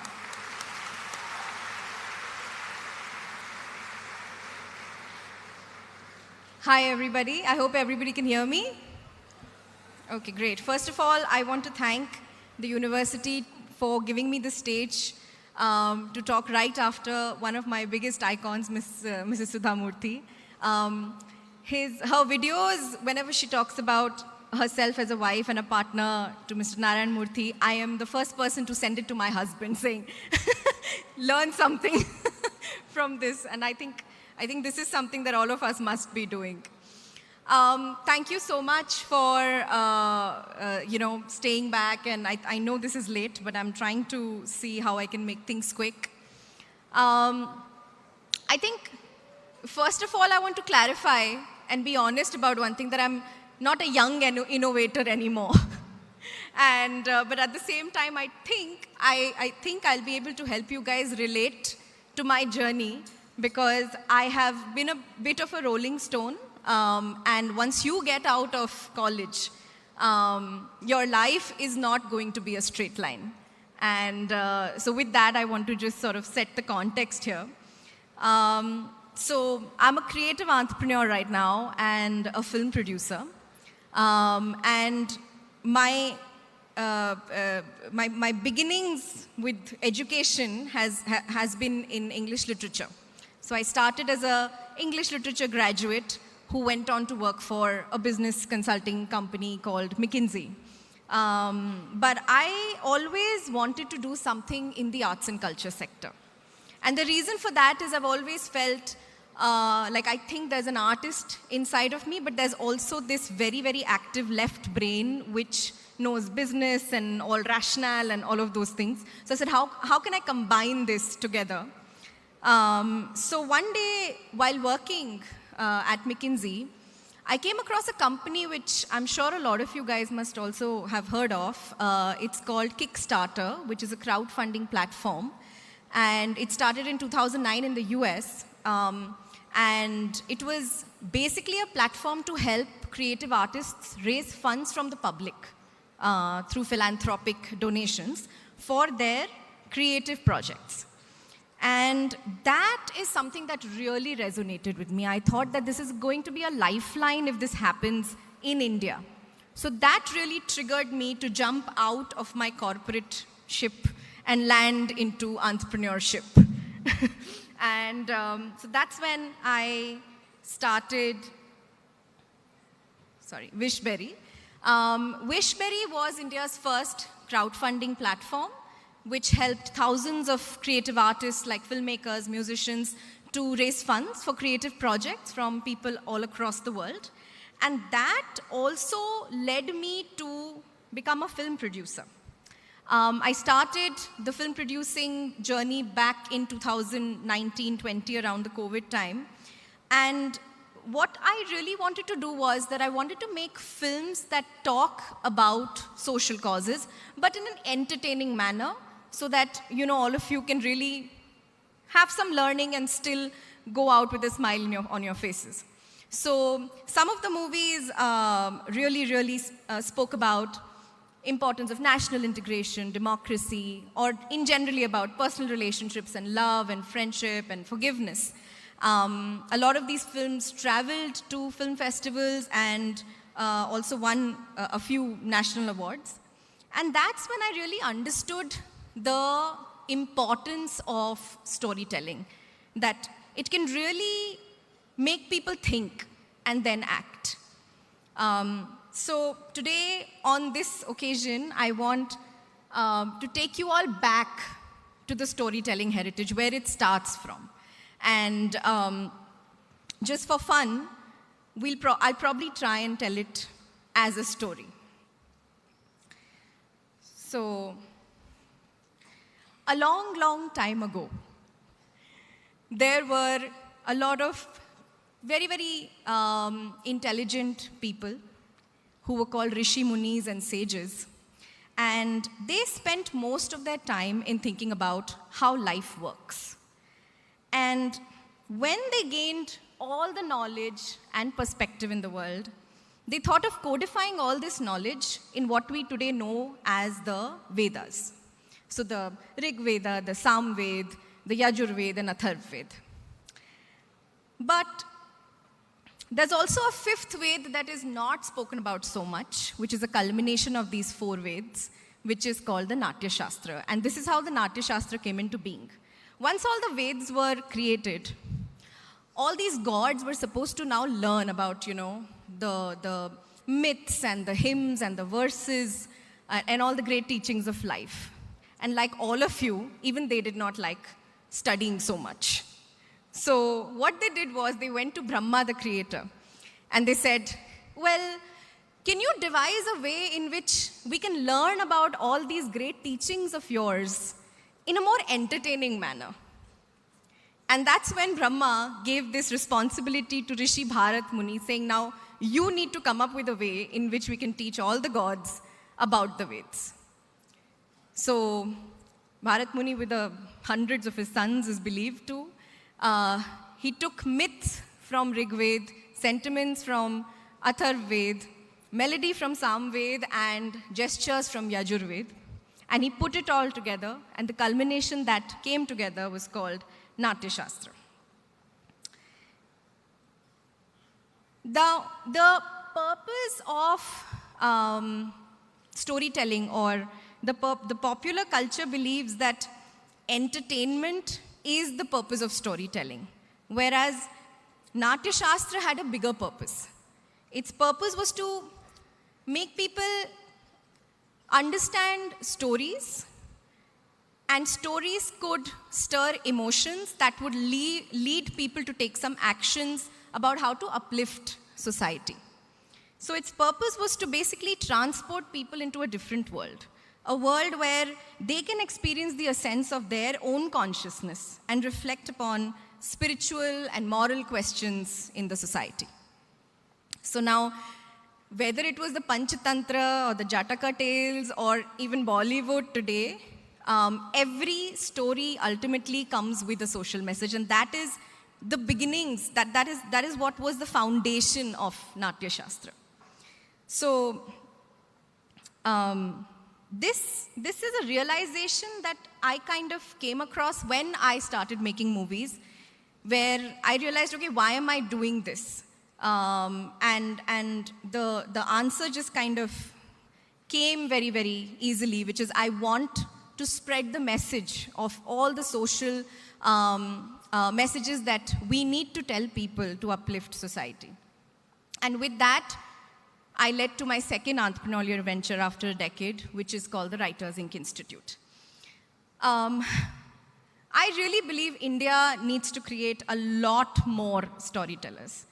India is known for its engineers, its business management professionals who are now leading the world's greatest companies. But it is also time for India to also become the storytelling capital of the world. Now, for that to happen, India has to invest in educational infrastructure, where a person can go, understand the art of storytelling, and build it either as a career or even as a life skill. Because tomorrow, when Some of you might be, in front of VCs pitching your business plan. Ultimately, you will be telling a story. And that's why the importance of having storytelling skills as a life skill. I want to talk a little bit about why storytelling is important for generating social awareness. You must have heard about the UN Development Goals. There are lots of them, whether it is improving health, reducing poverty, improving education, etc. Believe it or not, we need storytellers to let all of us really connect with what's going out in the world.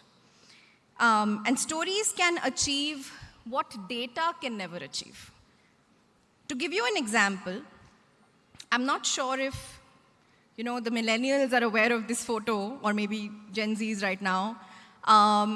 This is a photo that was published in 1993 in New York Times. And as you can see, it's a story of a kid on the verge of death. The kid is impoverished, and there's a vulture that is right next to it, waiting for it to die so that the vulture can eat it. Now, before that, everybody was talking about the hunger crisis in Africa, in Sudan. I'm sure you must be also recollecting some of that. But you will not remember the number of kids that have died because of hunger. So when this photograph was published in New York Times in 1993, a lot of people's consciousness was stirred. And the international aid towards Africa, or the importance of eradicating hunger from Africa, really started increasing. People started talking about it. People started demanding answers for it because of this one picture that spoke 1,000 words. I'm sure all of us know about Harry Potter. It's one of our favorite books. It's a cinematic marvel. But ultimately, what this book is all about is that it teaches kids about friendship, about loyalty, about resilience, about working as a team, working on your fears, and taking the plunge. So when you read about all these things, just read about the statistics of these things. You may not really connect and relate to these things. But you actually, when you see someone in flesh and blood going through what you're going through and hear their story, that's when it becomes real for you. Even films like Tare Zameen Par can stir 1,000 emotions. I mean, this is the first time we came face to face about parenting and peer pressure and rat races, and how people have really overlooked the gifts that special children can have. So this is why storytelling is very important, because it makes the problem real. It makes the problem human, and it speaks to you personally instead of just a data set. So Writers Inc. is trying to be the premier institution which wants to help people tell stories better, whether they want to take this up as a career, whether they want to improve their own life skill. And the way we are kind of devising this is that it's not really a university where you'll go and get a degree in storytelling, but you can come to this institute and you can learn about storytelling in 12 weeks. The curriculum is designed by international faculty that delivers it, and you can also learn various types of storytelling, which is, if you want to write a film, how do you do that? If you want to write a book, how do you do that? And not only, we don't want to leave you just there. We are very, very serious about making this as a career as clearly seen as possible. Like how after PES or IIT, you'll probably get into McKinsey, and after that you'll go somewhere else. It's like a set life. Everybody knows about that. So we're really trying to see how we can make the path of a storyteller as clear as the path of an engineer or a business management professional. So this is an initiative that we started just last year. And the first thing that we wanted to start with is something that is closer to my expertise, which is films.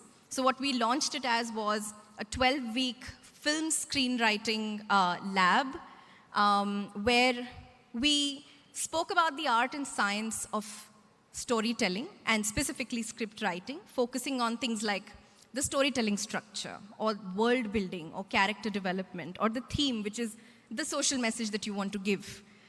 Dialogue writing, how do you increase conflict and find resolution so that it becomes an interesting watch for you to carry on the film.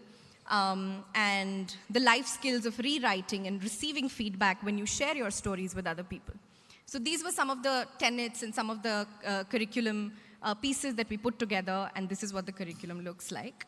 We obviously had a lot of industry guests, because while there is theoretical knowledge, you also have to listen to people who are actually walking that path, and what does it feel like to be a filmmaker. And then at the end of the lab, we also hold this pitch fest where all the people who have participated can actually pitch their stories to a lot of companies looking to make films, as a way to sort of put them in that space of let's go and try and build your career as a storyteller now. So yeah, Writers Inc. is dedicated to putting Indian storytellers on the map of the world. And what I want to leave you with is this quote that I really admire by Steve Jobs, which says, "The most powerful person in the world is the storyteller. The storyteller sets the vision, values, and agenda of an entire generation to come. And by just storytelling, he sold you the MacBook that you have." Thank you.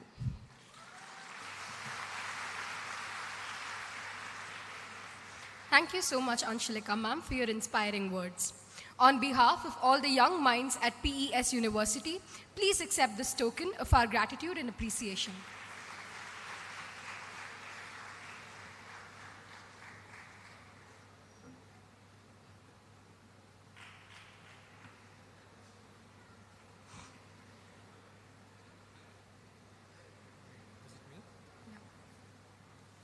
We now invite the Program Director of Bharat Unleashed, Ms. Rituparna, to shed light on this next special segment.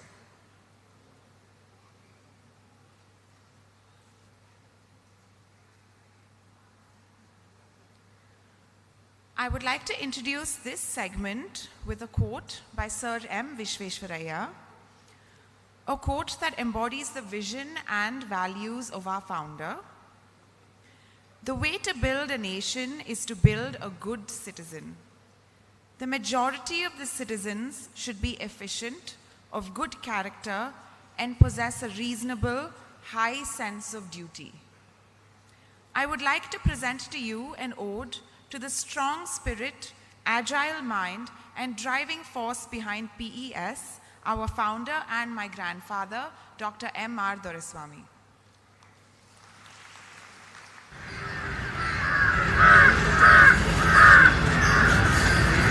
A nation, it is made of dreams, of ideas that turn into historic moments, creates institutions, and builds legends. In premier institutions, outstanding students, excellent faculty, and world-class infrastructure have been our tools of success. These dreams take root in perseverance.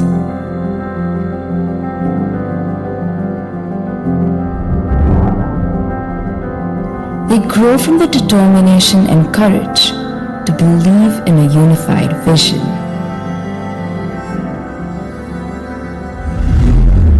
They stem from a solid foundation and unwavering commitment. Amplified by a team that is driven by the same ambition. The only goal is to excel.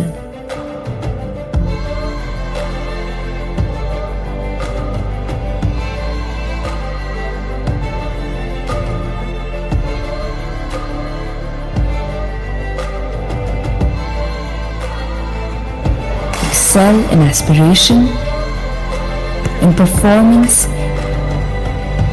in vision, and even in service. The wide gap that is prevailing between the rural and urban.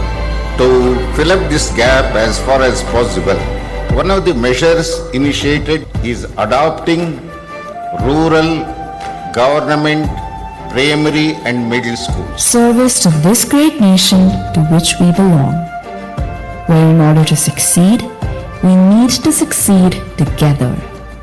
And the only way to progress is by taking the nation along. At the center of everything we do is the future of our nation, our students. It's for us to make them the best they are capable of being and create change makers. It's on us to design the future, take pride in our roots, and take our nation to the world. It's on us to make a mark, set new standards, and reach beyond the boundaries set for us. Because this is just the beginning of what we are capable of creating. This is just the beginning of a dream we are building together. Learning and growing while we never forget where it all began. We all should start from individual. My activity should not harm the society. I have Abdul Kalam, Saram Visheshwaraya as your role models. Grow in the direction. Be great asset not only to your family, but to the society and to the country and to humanity. Thank you.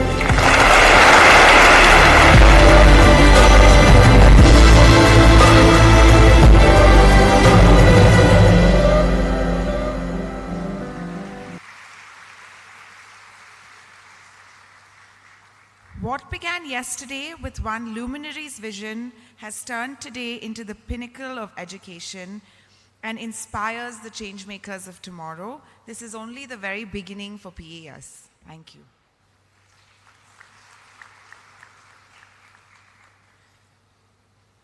Thank you, Ritu ma'am. That was absolutely inspiring. PES University embarked on its journey with just 40 students in a rented gym, and now in the span of 50 years has evolved into a powerhouse of education with almost 25,000 students spanning over 40 disciplines. Since 11th October 1972, PES University has consistently been a nurturing ground for innovation, encouraging students to pursue their passions and create a lasting impact across various disciplines. Today marks the Golden Jubilee of PES University, and in celebration, we take this opportunity to honor some of our outstanding alumni. These individuals, once bright students of PES University, have evolved into formidable forces in their respective fields, bringing pride and prestige to our alma mater. We now invite Dr. M.R. Doreswamy, founder, PES Group of Institutions, and Dr. Rupa Suresh, Associate Medical Director at PES Medical College, Kuppam, Andhra Pradesh, and PES University Institute of Medical Sciences and Research, Electronic City, to bestow these well-deserved accolades upon our distinguished alumni. We would now like to invite our distinguished alumni, the trailblazers and pillars of PES University, to grace the stage for a well-deserved felicitation, as and when they are introduced.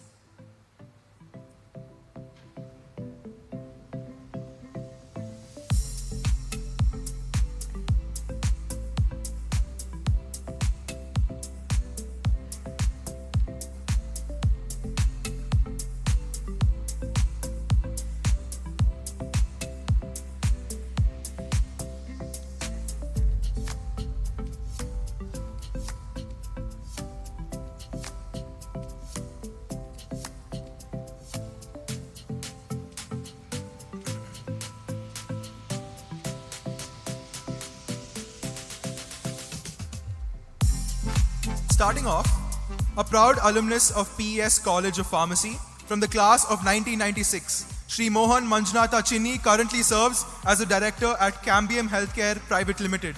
With a rich and varied career, he has held notable positions at esteemed organizations such as Biolitech India Private Limited, Advanced Clinical Research Private Limited, PharmEd Medicare Private Limited, and Citadel Pharmaceuticals.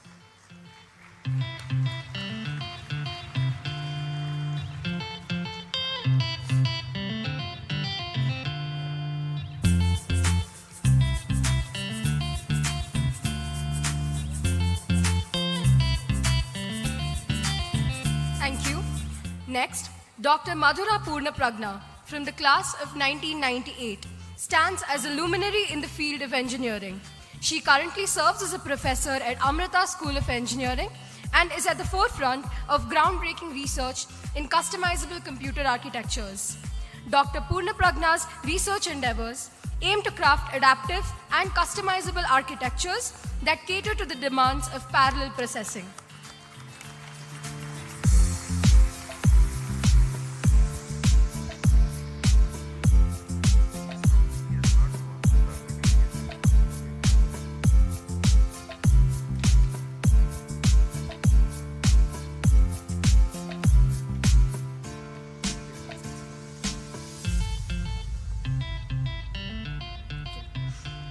Allow me to introduce the esteemed Ms. Aishwarya Vidya Raghunath, a distinguished alumna of our institution from the class of 1996.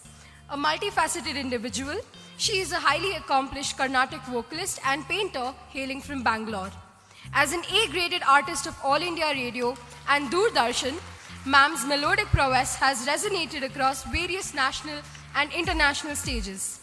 Holding a degree in biotech engineering, she made an indelible mark as an executive at Biocon before transitioning full-time to pursue her artistic passions.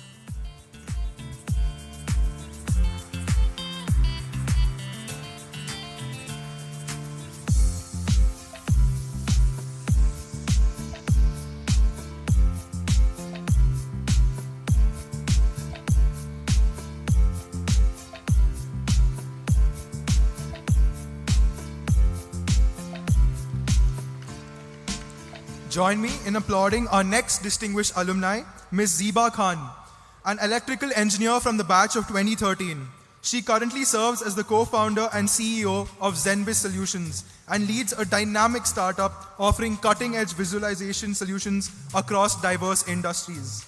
Before assuming her role at Zenvis Solutions, she served as the technology head of Meher Advanced Materials, where her contributions to R&D projects in collaboration with many multinational companies led to the co-authoring of technical papers in this domain.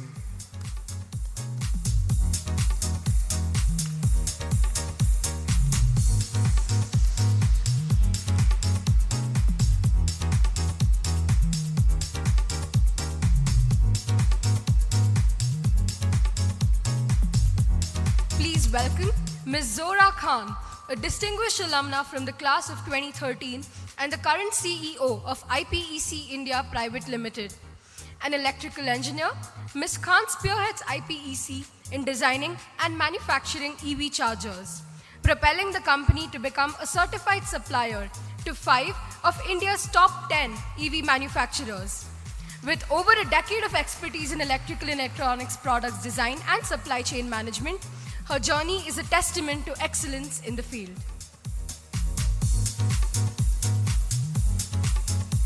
Shri Jay Singhala, a distinguished alumnus from the class of 2006, currently serves as a senior principal engineer and member of the technical staff at Itium, specializing in video codecs. With an impressive 2-decade career, Mr. Singhala has been at the forefront of designing and developing cutting-edge video and imaging algorithms.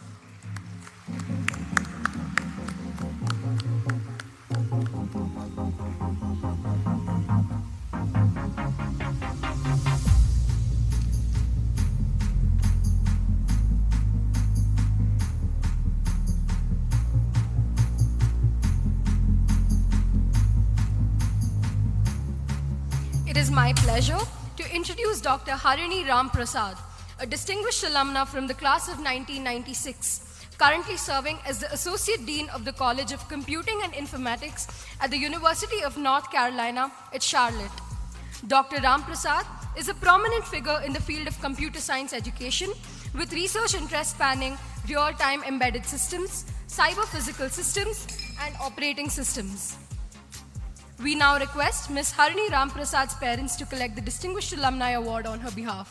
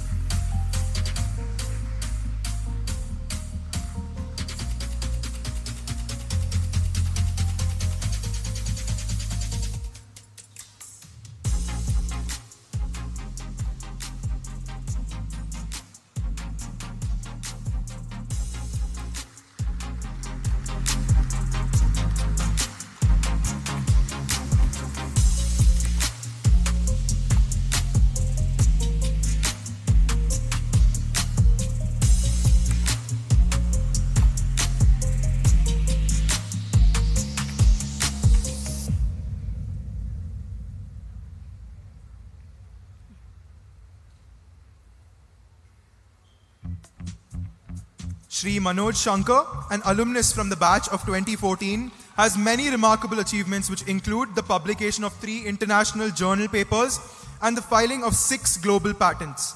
As the driving force behind NemoCare Wellness, his startup has attained global recognition, securing patents and clinical publications.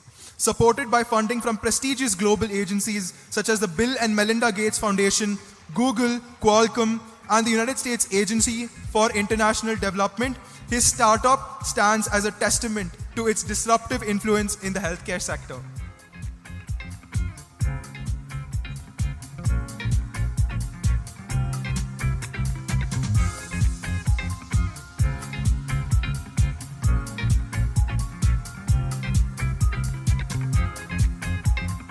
Now, we have Shri Harish Dwarkanhalli, the current president of Wipro. He is responsible for Wipro's application business with a portfolio size of over $2.5 billion, leading a combined team of about 30,000 people. He is also responsible for the oversight of the $4 billion AMS ecosystem. A cricket enthusiast, movie buff, and a voracious reader, he is conversant in 7 languages, including French and Spanish. He frequently dabbles in coding on AI/ML frameworks and teaches robotics to children. A man of multiple talents, we would now like to call upon Shri Harish Dwarkanhalli to collect his award.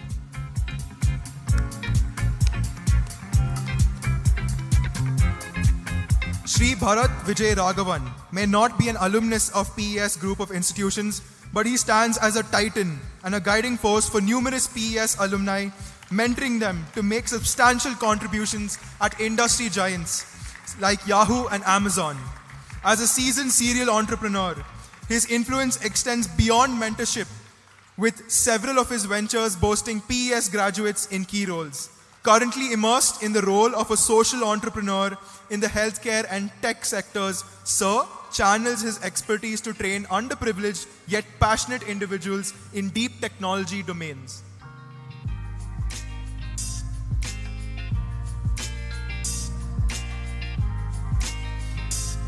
Now, we have Shri Kalyan Varma. He is a distinguished alumnus from the class of 2001.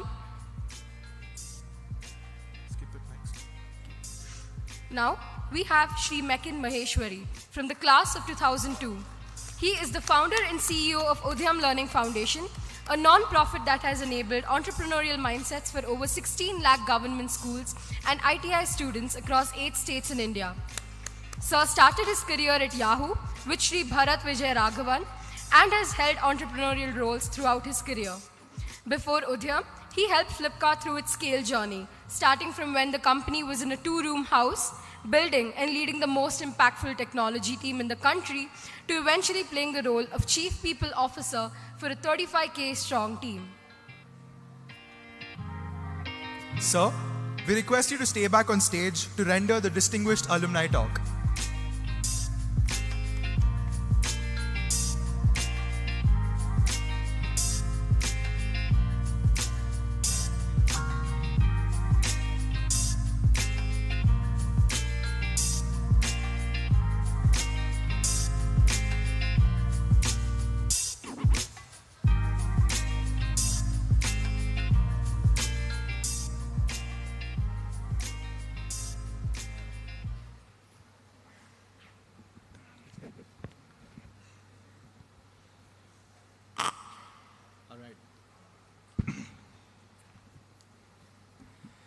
Good evening, everyone. It's great to be back home. PES has felt like home, even though it's been about 25 years since I joined this institution. And I realize we are running a little late, and I almost feel like part of the host committee, so I will try and keep this short and brief. I think today has been super inspiring. A lot of the principles and thoughts with which I've tried to live, I've tried to explore and understand my own life were talked about on stage. And I'll just try and see if I can weave some of them quickly for you. So as an engineer, you're chasing a good job, you go on to get good salaries, and grow, right? And I think on that growth path, I got super fortunate to start out with Bharat as my first manager, who was here shortly, and he played. Yeah, it's hard to define in words the kind of role he did to help me be who I am. Learning internet, learning technology, building large-scale systems, and then going on to start and lead technology for Flipkart. But as I built this, as I did some of these, I realized that I enjoyed working with people far more than working with technology. Right? That while Flipkart went on to become, now is probably valued at about $40 billion, I am a lot more proud of the team that we were able to put together. So, like, as in what feels reasonably odd to most people, which is moving on from the role of head of technology to going on to be the chief people officer, because most people think of HR as a demotion, or think of working with people as the softer side, while technology is the left brain, harder, creating a lot more impact. But I feel like that shift allowed me to really try and uncover what I cared about. And I think while Udyam, which I started in 2017, whose mission is to make Bharat more entrepreneurial, and I'll talk a little about what Udyam does, but I feel I was able to do that journey because of a word that's very similar to entrepreneur, but in Hindi or in Sanskrit, a word called antarprerna, right? Which in English roughly translates to intrinsic motivation. And I feel it closely tries to capture the spirit of entrepreneurship or the mindsets involved in what does it take to become entrepreneurial. And I think like Sai mentioned, I don't think in our education institutions there is enough space and room for discovery of this antarprerna. Right? Like, what are your drivers? Who are you? What if you had the options to change things around you, to reimagine systems, what would we create? And I feel like just believing that the world today is only as good as it is, because that's how far we've come as humanity. We have a long way to go. The systems today aren't perfect, whether it's the education system, the political system, the technologies that exist. And believing in the potential of people around us and all the people around us, I feel we can create spaces which allow a lot more reimagination and a lot more equitable growth to happen.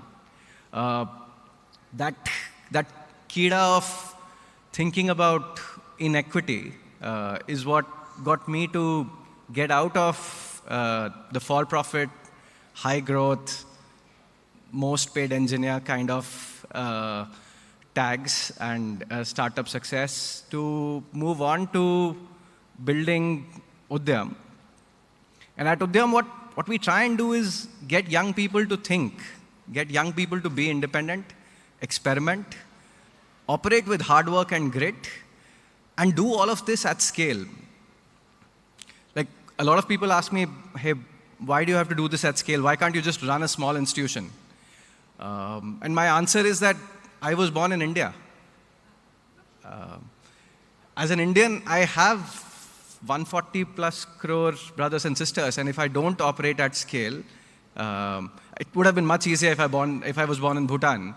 I could be running a small school and be happy, but I feel that all of us as Indians owe it to India to be able to think about and solve for the challenges and the inequities that exist in our country, at least.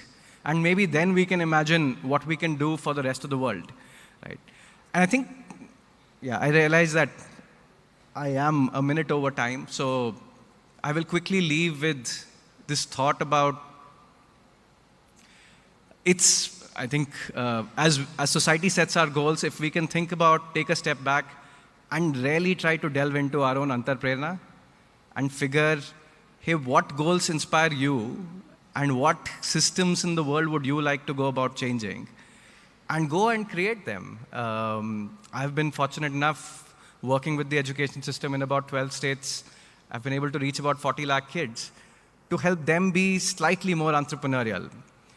40 lakh feels like a large number, but amongst the 27 crore kids that study in Indian schools, you realize that we're just about reaching 1%. And the depth of our work is far shallower than what would really, really require students getting in touch with themselves. So we have a long journey to do, but I would request people here to think about journeys beyond the self, journeys beyond the financial, to figure, hey, what could the world look like if you could really, really ask yourself what you want to do and what is your entrepreneur saying? Thank you.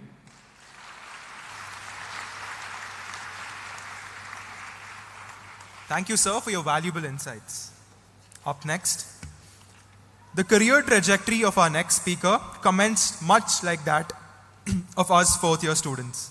However, where he is today is a living embodiment of the wisdom imparted by his beloved author, Ernest Hemingway. Only those willing to push their limits can truly fathom the extent of their capabilities. With his bachelor's in mechanical engineering from the PES batch of 1996, to being a budding engineer at 21, to now being the president at Wipro and member of Wipro Executive Committee, we are proud to introduce Shri Harish Dwarkanahalli. Thank you. It's indeed an honor to be speaking out here after a lot of esteemed speakers. I don't think I can match them for their energy and therefore for their articulate views, but I'll try to kind of be authentic about my experience here at PES and see what you could glean away from them. Firstly, I would like to express my heartfelt gratitude and thanks to Dr. Doraiswamy, Professor Jauhar, Professor Sridhar, Professor Ajay, and the entire management of PES for recognizing me with this distinguished Alumni Award. And to be able to receive it on the momentous occasion of the Golden Jubilee makes it all the more special, right? I mean, we as human beings crave for recognition and from our peers and from the society. But there are two sets of people who really keep us honest and keep us pushing us to do a lot more. That's our parents and our teachers, right? And to be able to standing in this context, to be able to standing here 30 years since I've been associated with the college, and to get this recognition from the teachers is really deeply fulfilling as well as very humbling as well. They say success is not just because of you, but many ways a product of the environment that you're part of. And to that extent, I've been very fortunate to be blessed with a family which has been very supportive. My parents, who have been my pillar of support, my dad, who pushed me to go beyond my stretch, beyond my limits, and my mother, who was always there to pick up on me whenever I fall down.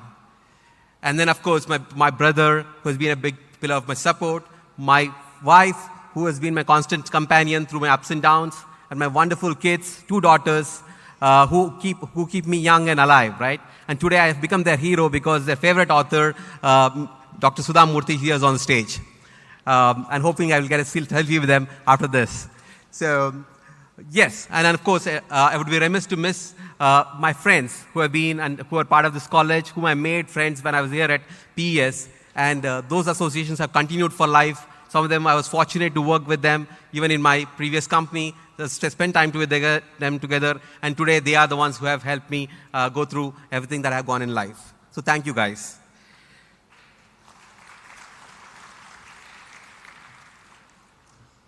I'd like to take a few minutes, I know we are running quite late, to talk about my career journey and probably more elaborate my experiences at PES, which really helped me shape this journey.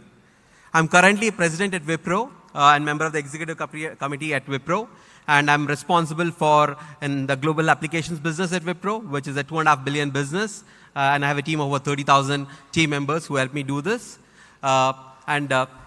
Prior to this, this was about 4 years in Wipro. I've just been in 2 companies. Prior to Wipro, I was 23 years at Cognizant, where again, I joined Cognizant as a campus recruit from PES College. One of the first, probably the first campus recruits for Cognizant from PES, and really thankful for PES, which provided me the platform to get there. Along the way, I did my master's from BITS Pilani, as well as did some management education. But again, all along, I would like to go back to the time I spent here at PES and how the experiences out there really shaped me in what I am today. Again, it's a lot of experiences, and coming back here gets me a deep sense of nostalgia. But if I were to kind of talk about few takeaways, right, 3 to 4 takeaways, I would like to kind of present it to the audience. One is starting with, I think the biggest thing I learned when I started my career here, my education here at PES, was the big emphasis on fundamentals, right? To tell you an anecdote, in our first semester, Professor Jawahar was our teacher for engineering mechanics and graphics. And I remember the first class that we had, we were all out there, students, and then we had this newfound toy with us, a scientific calculator, okay? For those of you, I know I'm dating myself. And then the first thing Professor Jawahar asked is that, do any of you guys know how to use your calculator? No wonder, nobody knew anything. Then he proceeded to take the next 2 classes to actually teach us how to use the scientific calculator. So that's what I'm talking about, fundamentals, right? Here was a college which really focused on getting our fundamentals right? And later in my career, this is what we in industry call as core competencies. These core competencies were something that we developed because of the emphasis on fundamentals that we had here in PES. Second is, some speakers spoke about, right, not getting too siloed and in having a pursuit of real learning. That is what I got at PES, right? It was not just about academic excellence, but really getting learning in the 2 form. I being a mechanical engineer, by the way, my father was a mechanical engineer, and 2 things was very clear. That 1, he wanted me to be a mechanical engineer, and 2, that it had to be at PES. So back in the day, children didn't have choices. I don't know if they have, or maybe they don't listen now. But in any case, so I started as a mechanical engineer, but I would remember that as much of the time I spent in the mechanical workshops out here, I spent as much time in running microprocessors in the electronics lab, or programming in the computers lab. The lecturers out there were so open-minded. They looked at it saying that if somebody is really wanting to learn something, how do they enable that? And that came a big way for me as I proceeded in my career, wherein I could take on versatile. I was so versatile that I could take multiple jobs. I spent the 10+ years after I joined Cognizant in the US, in Europe, in Australia, doing different roles. And a lot of what I learned here in PES, being multifaceted, really helped me succeed. Third aspect is the exposure that we got to the wider world while I was here at the PES, right? Not just the academic institutions like ISC and NAL and so forth, right? And the corporates, but back in 96, 95, 96, we were exposed to a lot of these institutions, really, which widened our worldview, right? I was proud to say that we did, in my final year project under Professor Jawahar as our guide, we actually built the first industrial robot out here with collaboration with Center for Artificial Intelligence and Robotics. So for those of you who think AI is today, 30 years back we were doing robotics and AI. Finally, I think that I would like to elaborate on the emphasis that we had in PES on soft skills, right? Unlike a lot of institutions which were very much focused on making sure that it's about studies and so forth, right, and ranks, here was an institute which was really looking at making you ready for the real world. We had a recruitment cell way back in 96, right, which trained the first batch of us. We were the first batch of students from the semester scheme, and getting them ready for campus interviews, right? We were all trained on soft skills, written, communication skills, as well as on attending interviews, group discussions, everything else, right? So it was almost like a finishing school for us, right? And thanks to that, I was fortunate enough to be selected in about 3 different companies which came to campuses before finally landing my dream job at Cognizant. And a lot of my friends as well benefited from this, soft skills that we gained here at PES. So all in all, I think, if what I am today is these 4 aspects, right? The emphasis on fundamentals, the core competencies, the pursuit of real learning that have been gained here at PES, the exposure to the wider world of how things work, and finally the emphasis on not just the academic skills, but the soft skills and the rest of the skills that really define you as a human being, right? And I'm thankful that PES as an institute really gave me those things and helped me be what I am. I would like to kind of end with a small, the biggest thing probably takeaway for me in anything else was, what I was really inspired was the vision of PES, the vision of Professor Jawahar, right? When we joined, as I said, in '96, that was the time that he had come back from US after having done his master's, and he painted with us the vision of PES being one of the best universities in the world, being on par or better than a lot of the American universities out there. And it was such an inspiring vision. And it also talked about what could be the bold ambition, what you can achieve if you have a bold vision and you have the execution to back it up.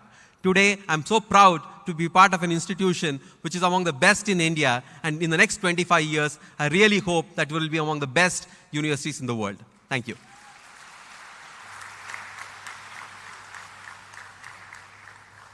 Our heartfelt gratitude, sir, for sharing your invaluable words and profound wisdom. I'm confident that many of us gathered here aspire to follow in your footsteps someday. Kanasu Nanasaitu, my dreams have come true. We are now proud to introduce the visionary leader, Dr. M.R. Doreswamy, sir, the Honorable Chancellor of PES University, who embodies the values of perseverance, excellence, and service that have propelled the PES group of institutions to unparalleled heights. We now invite Sir and also request Dr. Sudha Murty to unveil our founder's autobiography to the audience at Bharat Unleashed. We also request all the dignitaries to assemble center stage for the book launch.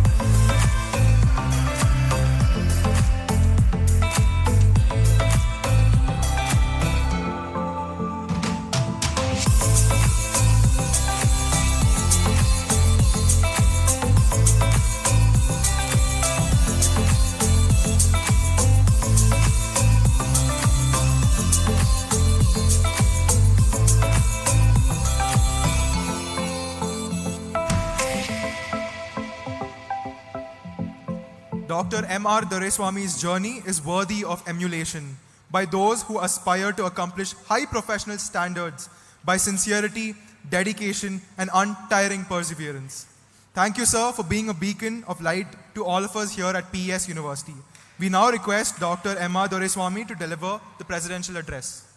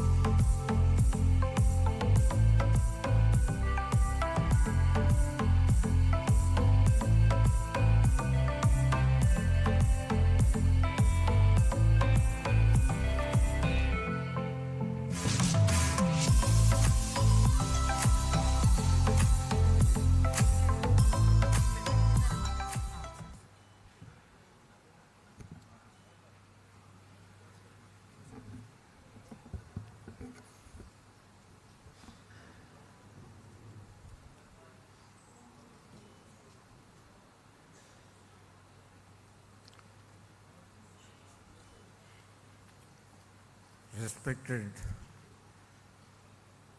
managing committee members, respected governing council members,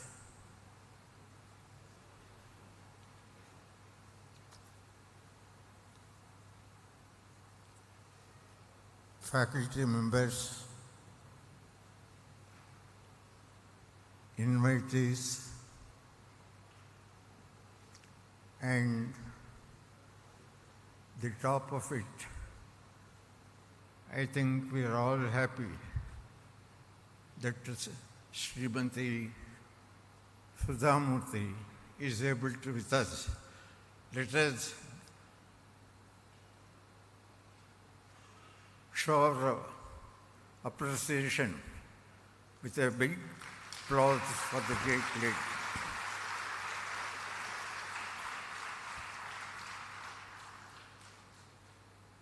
She is not only Infosys founder, one of the founders, but perhaps in Karnataka, a first lady getting to the engineering and made the girls also can be equal to the boys in engineering. She has proved.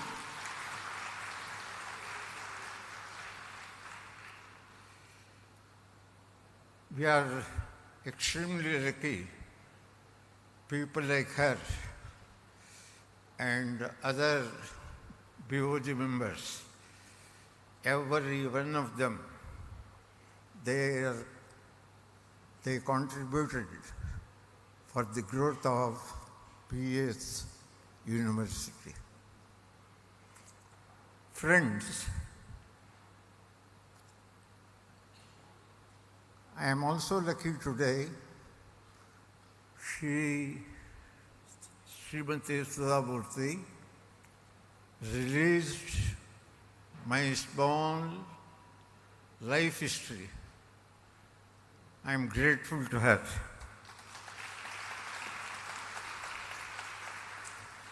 I have written it in Kannada,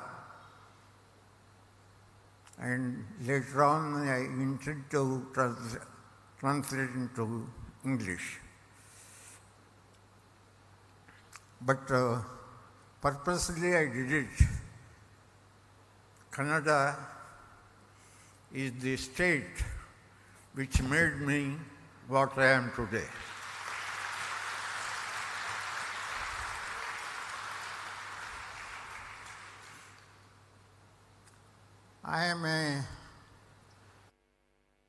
I had many ideas today to share with our youngsters, but many of them they will be busy with the music program or with the other program. You can understand what is the other program. Does not matter. It is all quite natural. I am proud to say that I come from a village. I am a boy from a village in Andhra Pradesh. Not only I am proud to be a boy from the village, I am also proud to be say that I am a son of a farmer.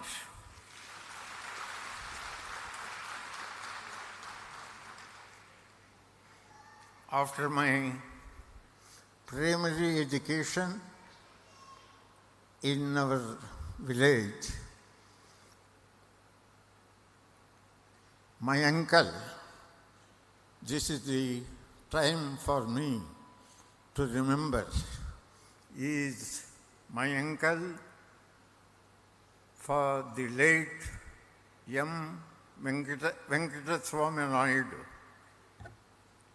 If today, if I have made some achievement, contribution something to the society, I owe very much to the Venkata Naidu.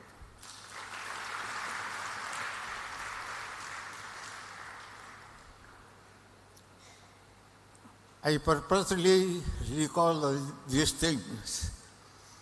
When I entered this hall, Srimati Sudha Murty said, "You may be very happy today because the golden jubilee of your organization is taking place, and thousands are here to participate and appreciate." Yes, I owe very much to the God, because many people, they build institutions. They may not be in the position to participate in Golden Jubilee celebrations. It's all God's grace, I feel. No doubt I contributed something, but today I could see the impact of it on society. How lucky I am. If I say I am lucky, it is because of the God, not because of the anything.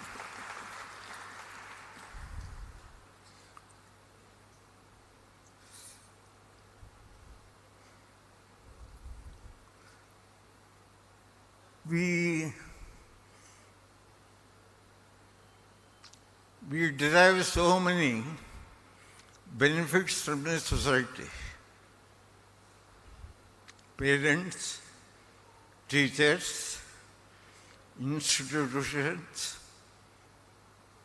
friends, and from so many sources, we derive so much of benefit. But ultimately, as an educationist, I humbly feel we have received so much from the society. Having received so much from the society, we must give it back to the society. That is very important. One of our friends today, that young man, please stand up.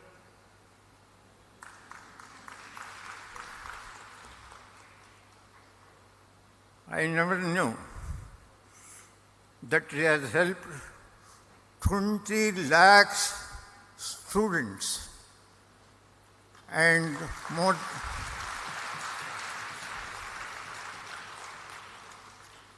It is not a small contribution. If every one of us, particularly sitting in the front row, if we decide to share little wealth, what society has given, and if some part of it, 10% of it, if we give it to the society, then India will become richer.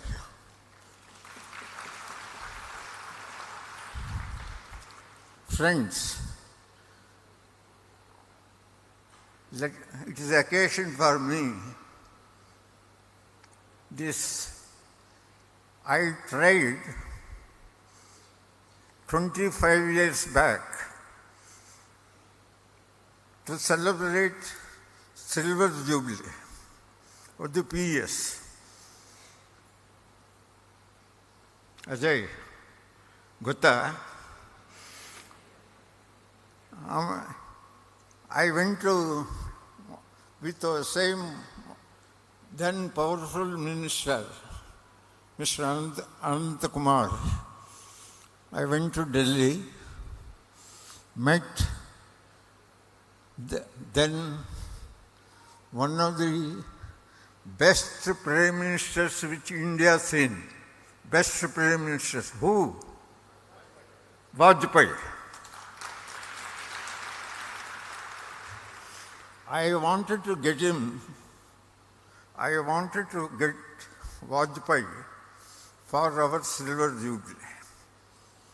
Jawahar, perhaps not aware, because I don't know at the time he was in India or with his studies, whatever it is. I made a hectic effort because you can understand ambition always should be very high. So when we wanted to celebrate Silver Jubilee, I thought only the top man of the country, not less than top man. No president. Who is president in India? Only constitutional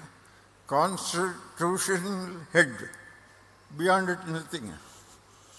But who is the powerful man in India? Even according to the constitution, it is the Prime Minister. So I wanted to have Prime Minister. In fact, to tell you, he had come to Bangalore, not to PES. The reason the programs are overcrowded on the day, maybe Madam Sudha Murty may recall, he attended Infosys. ನಮಗೆ PESನಲ್ಲಿ ಇರಬೇಕಾದವರು ಇನ್ಫೋಸಿಸ್ನಲ್ಲಿ ಇದ್ದರು. I am happy about it. But anyhow, I was disappointed because I have not succeeded. I am just telling one small incident to tell you. By birth, I am ambitious. By birth, I don't know why. It may be will of the God. So, if anybody were to be in my position on the day, who thinks of Prime Minister? PES is not as today PES. 25 years back, PES is different. But anyhow, then what I did, I am very happy to share this with you. All right, I have failed to get him. I must do something. What is that something that I can do to the society? I selected most backward government schools, 12. Mr. Satyanarayana knows about it. 12 government schools, including Uttarahalli, to tell you all these 12, I never had much money or anything, but determination. Determination to do something to the society. All the 12 schools today are all government, though they are in the government sector, they are leading best government schools, all the 12. Let me not prolong it. In fact, when I was a student and completed my MA in economics, not only myself, along with lakhs of students in India, there are no opportunities. There was only unemployment. But situation changed. Drastic change has taken place in India. You are hearing from last 4 days in Silver Jubilee, Diamond Jubilee celebrations of the PES, from every speaker, I must congratulate Jawahar and his team. The selection of the speakers are excellent. You can't think of better than.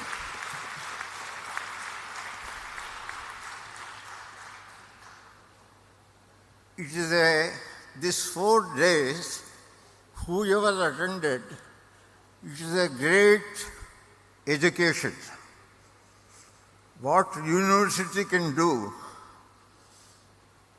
many universities cannot do. A PES Golden Jubilee celebration, 4 days. We have done it. I am very happy to tell you. Whether speakers or whether the alumni whom we recognize and inventors, that is a very, very vital factor, very appreciable. Each student has become an inventor. I wanted these 4 days, whatever, apart from entertainment, academic things have taken place here. It will be published and see that it is received by not only our students but parents.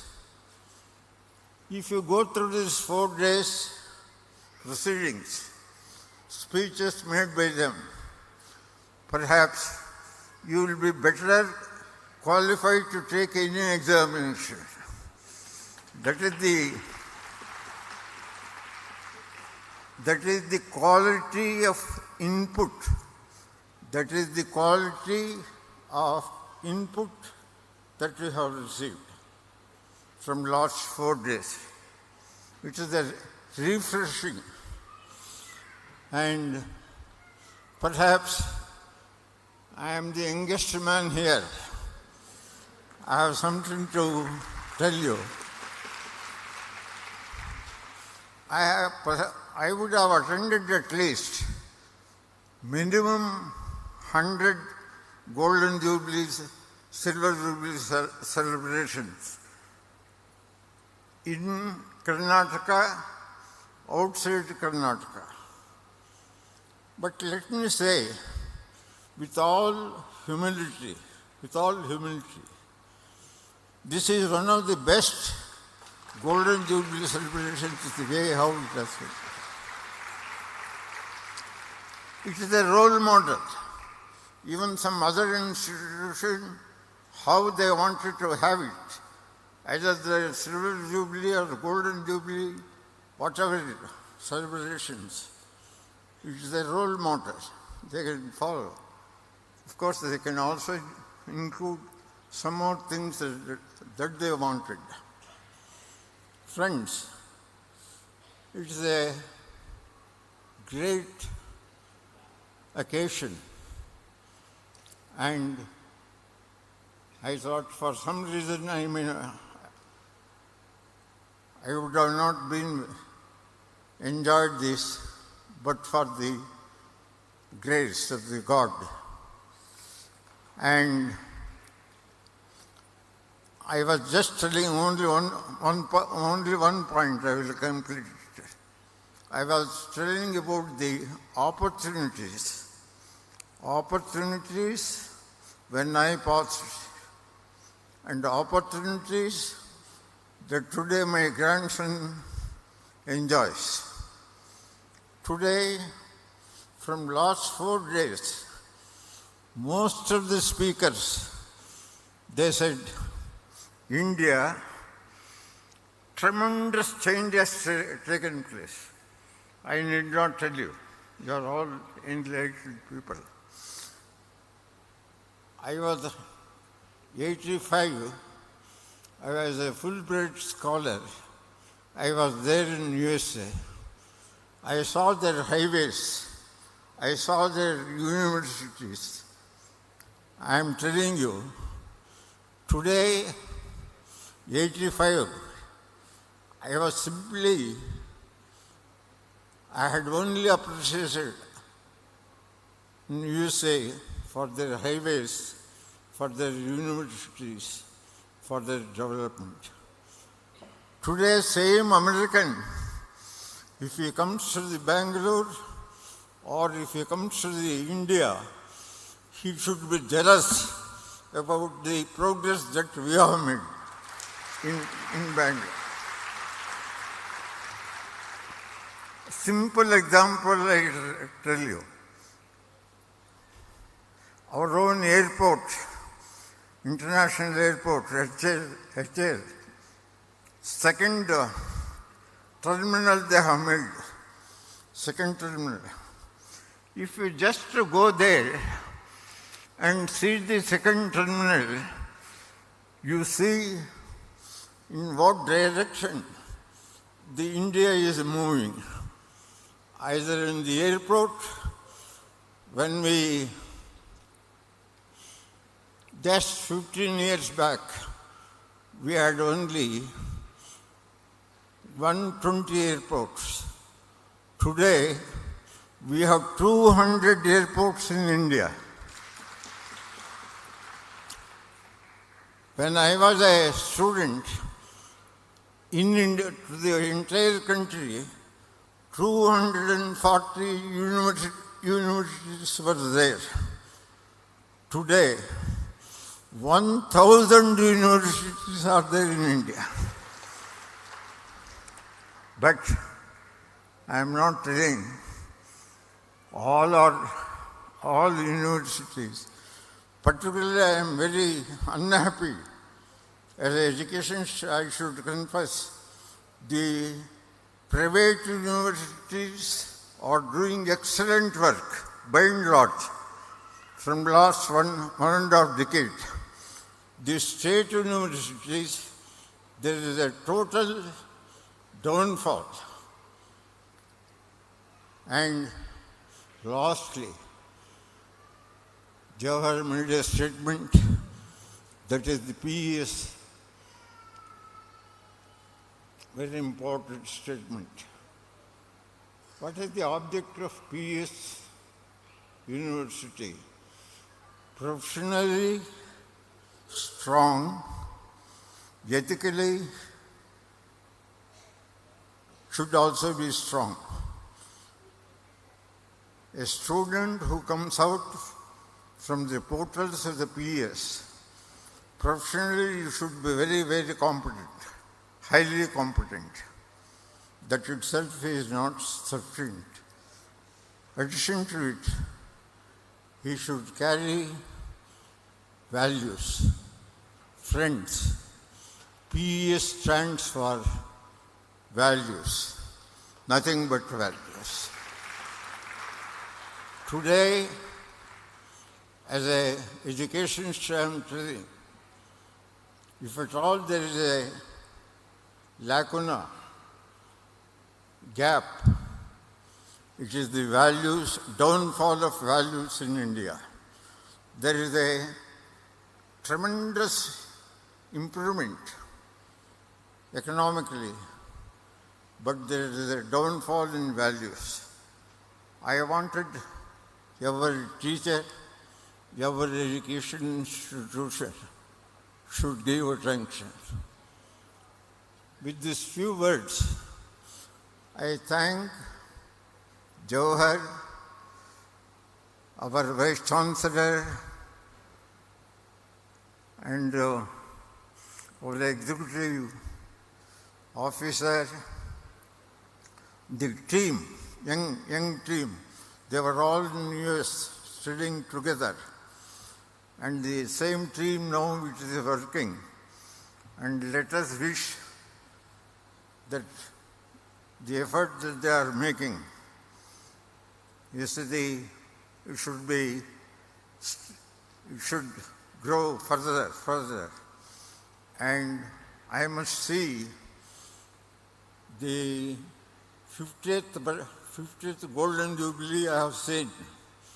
I am very much interested to see 75th PES.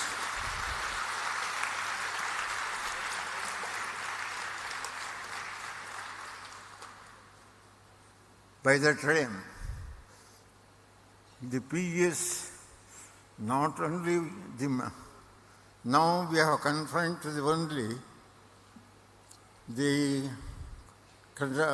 Bangalore and one Andhra. I wanted to see, this is my one of the very important ambition in my life. As our youngsters are very much eager to go to the America universities, I wanted to see PES University should attract American students to the PES. It should happen, and it will happen with the efforts and direction that we have chosen. With these few words, I thank everyone who contributed his might to make this Golden Jubilee most successful event in the history of PES. Thank you very much.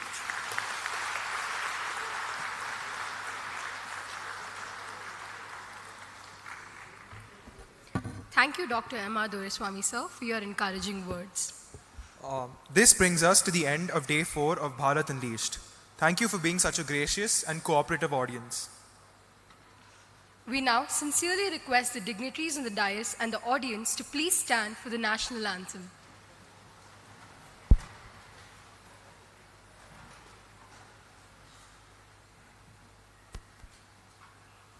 जनगण मन अधिनायक जय हे भारत भाग्य विधाता पंजाब सिंध गुजरात मराठा द्राविड उत्कल बंगा विंध्य हिमाचल यमुना गंगा उच्चल जलधि तरंगा तव शुभ नामे जागे तव शुभ आशीष मांगे गाहे तव जय गाथा जन गण मंगलदायक जय हे भारत भाग्य विधाता जय हे जय हे जय हे जय जय जय जय हे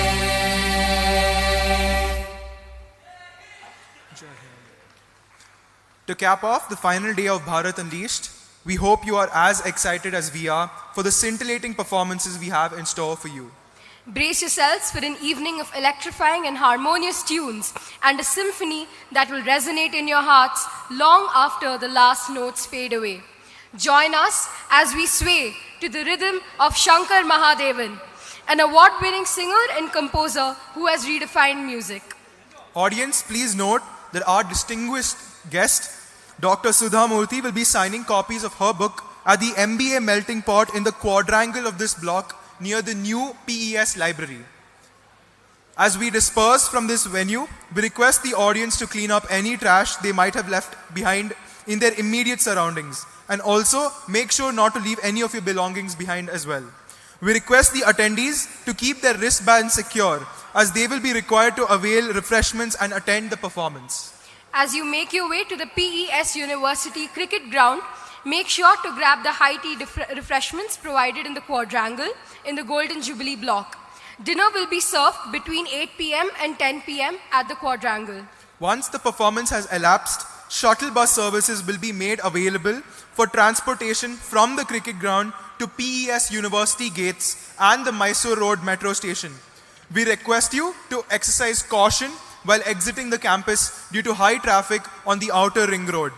Last but not the least, brace yourselves for a magical evening of pure joy and fun. These are your MCs, Smriti and Vibhav signing off. Jai Hind, Jai Karnataka.